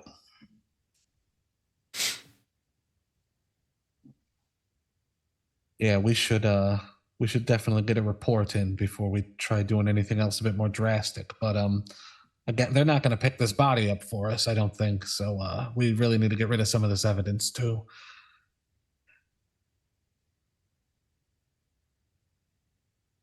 All right. I will grab as many bodies as I can carry. Okay. with I guess prowess. I mean, there's at least 2 that are alive, and then there's the dead one that the sediment is quickly making its way towards. It's moving a lot faster than it did before. Should we see what the dirt does to the body? Maybe it's going to get rid of it. Maybe it's going to let it deteriorate. I'm gonna do a humanity roll to see how I feel about that. Okay. I'm gonna back up. I'm gonna move away from the the body. So, when that's suggested, I'm gonna be like, listen, I've seen enough death for tonight. And I look over at Isolde, sorry, and I don't judge, but I look, and I go, whatever's happening here, it could get worse if we feed it. Like we gotta.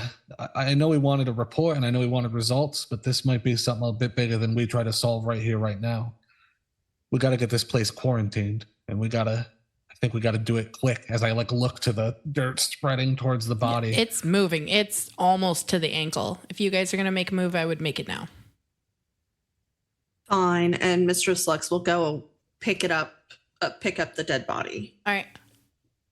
And you guys gather up the rest of the bodies and you make a beeline out of there with the sediment trailing after you. And you guys make it back to the car and get in. Do you try and disguise the bodies so that way Grace does not see them?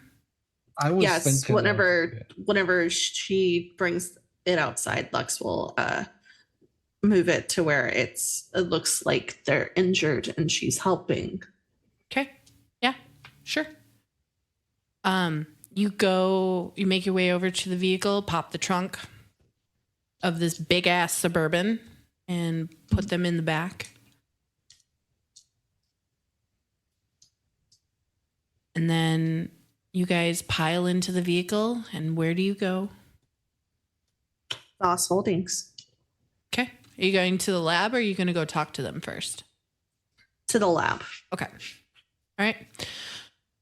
So you guys get in the car, and Mr. Lux, you quick send a text to Grace real quick and say, back to Voss Holdings in the glass quarter.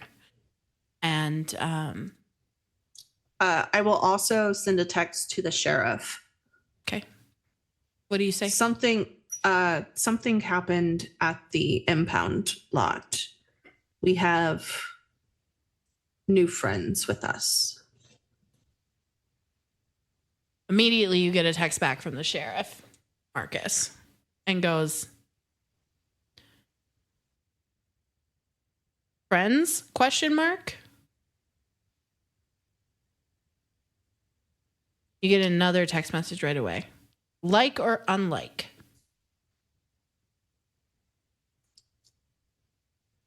Oh, I'm assuming like us or unlike us. Yeah. That's a safe bet. Unlike. Unlike.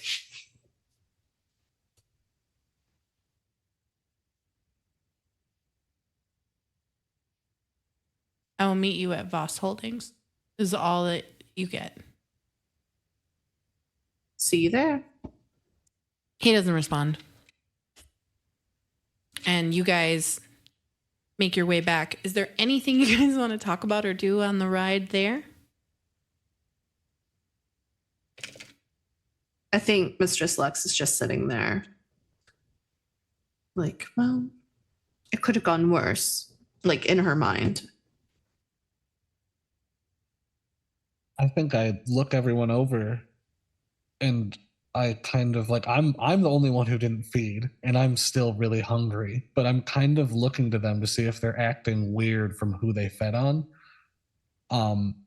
But I'm also going to take this moment to vent so that I don't get in trouble once we're talking to the sheriff.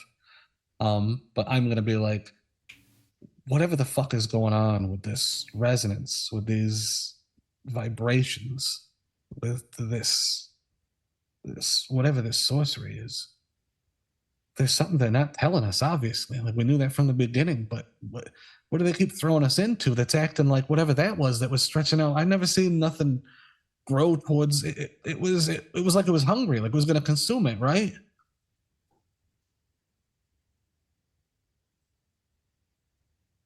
Are there any stories about that, David, of the local area? Or just in general, maybe it came over. It really does line up with this idea of the earth. The very earth fighting against us.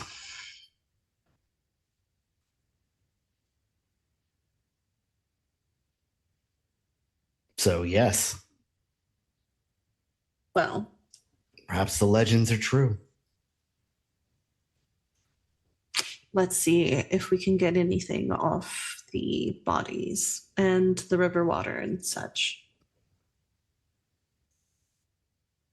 It might be a bit cliche because it's, I mean, I guess commonplace for if you've ever looked into these folk or ritual studies, but there's a classic saying of as above, so below.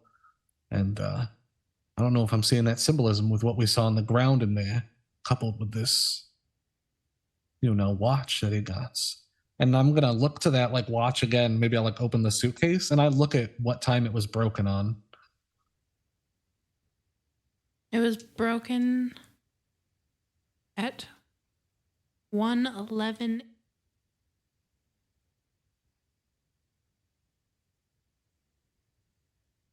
I don't know if that matters. I figured I'd just check.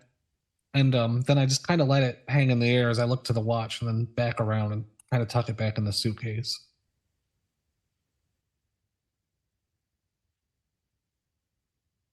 What's on the papers that are in the briefcase?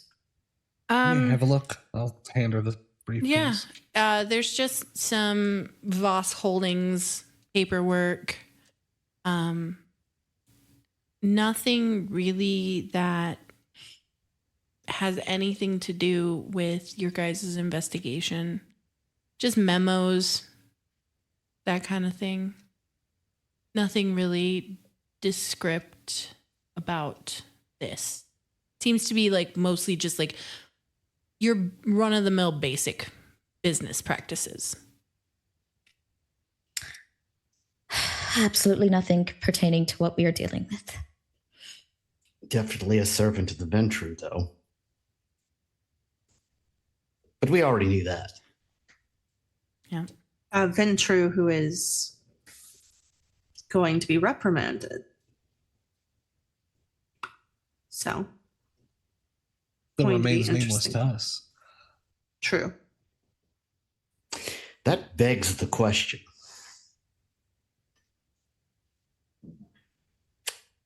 If this was a ghoul, did this Ventru send him on this errand? And what does that Ventru know? Well, we don't know because the phone was messed up. It was found in a sewer, or it washed up in an alley from the sewer. So it was waterlogged and damaged. And they had a text message thread, but it wasn't, nothing could be asserted from the phone number. It didn't show who the texts were going out to. Yeah. Just that they understood whatever the cipher that they used. What did that one individual say? It was a Caesar cipher? A Caesar 7 cipher, yes. Okay. I don't know if that makes sense.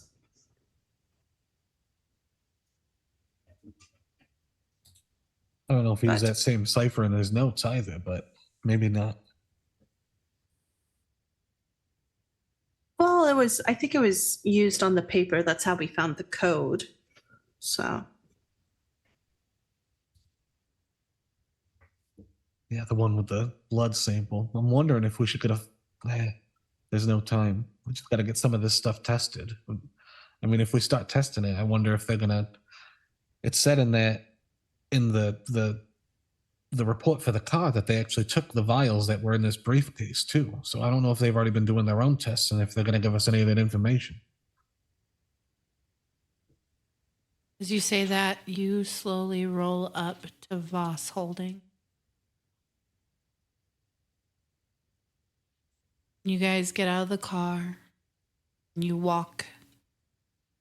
Actually, you roll up to the parking garage that's adjacent to the building, goes underneath, down near the level where the lab is.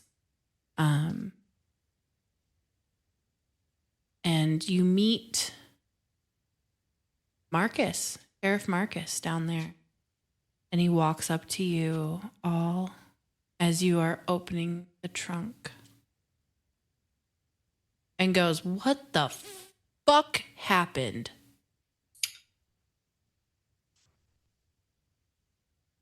we were encountered by these individuals. Let's get somewhere where we can discuss. Marcus, question. Answer. Maybe. Are you able to make my driver forget. No, but we got somebody that can. Okay, perfect.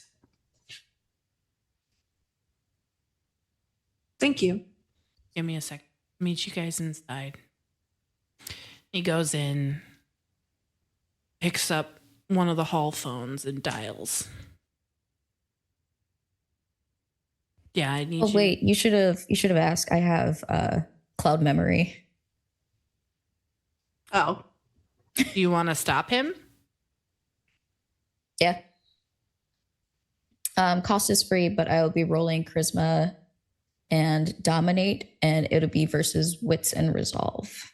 well, it's a human. That it's not a ghoul, so it should be. Yeah. Cool. I'm going to say they're not going to contest the roll. So why don't you just go ahead?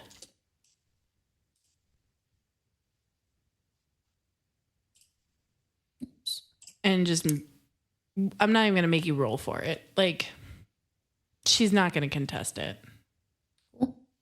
So you managed to make her forget the last hour or so. And Marcus is sitting there and instead leaning up against the wall going, huh. Well, at least she's useful. You guys coming? Yes. All right. So he leads you in through a stairwell, and there's a locked door on the inside of that stairwell.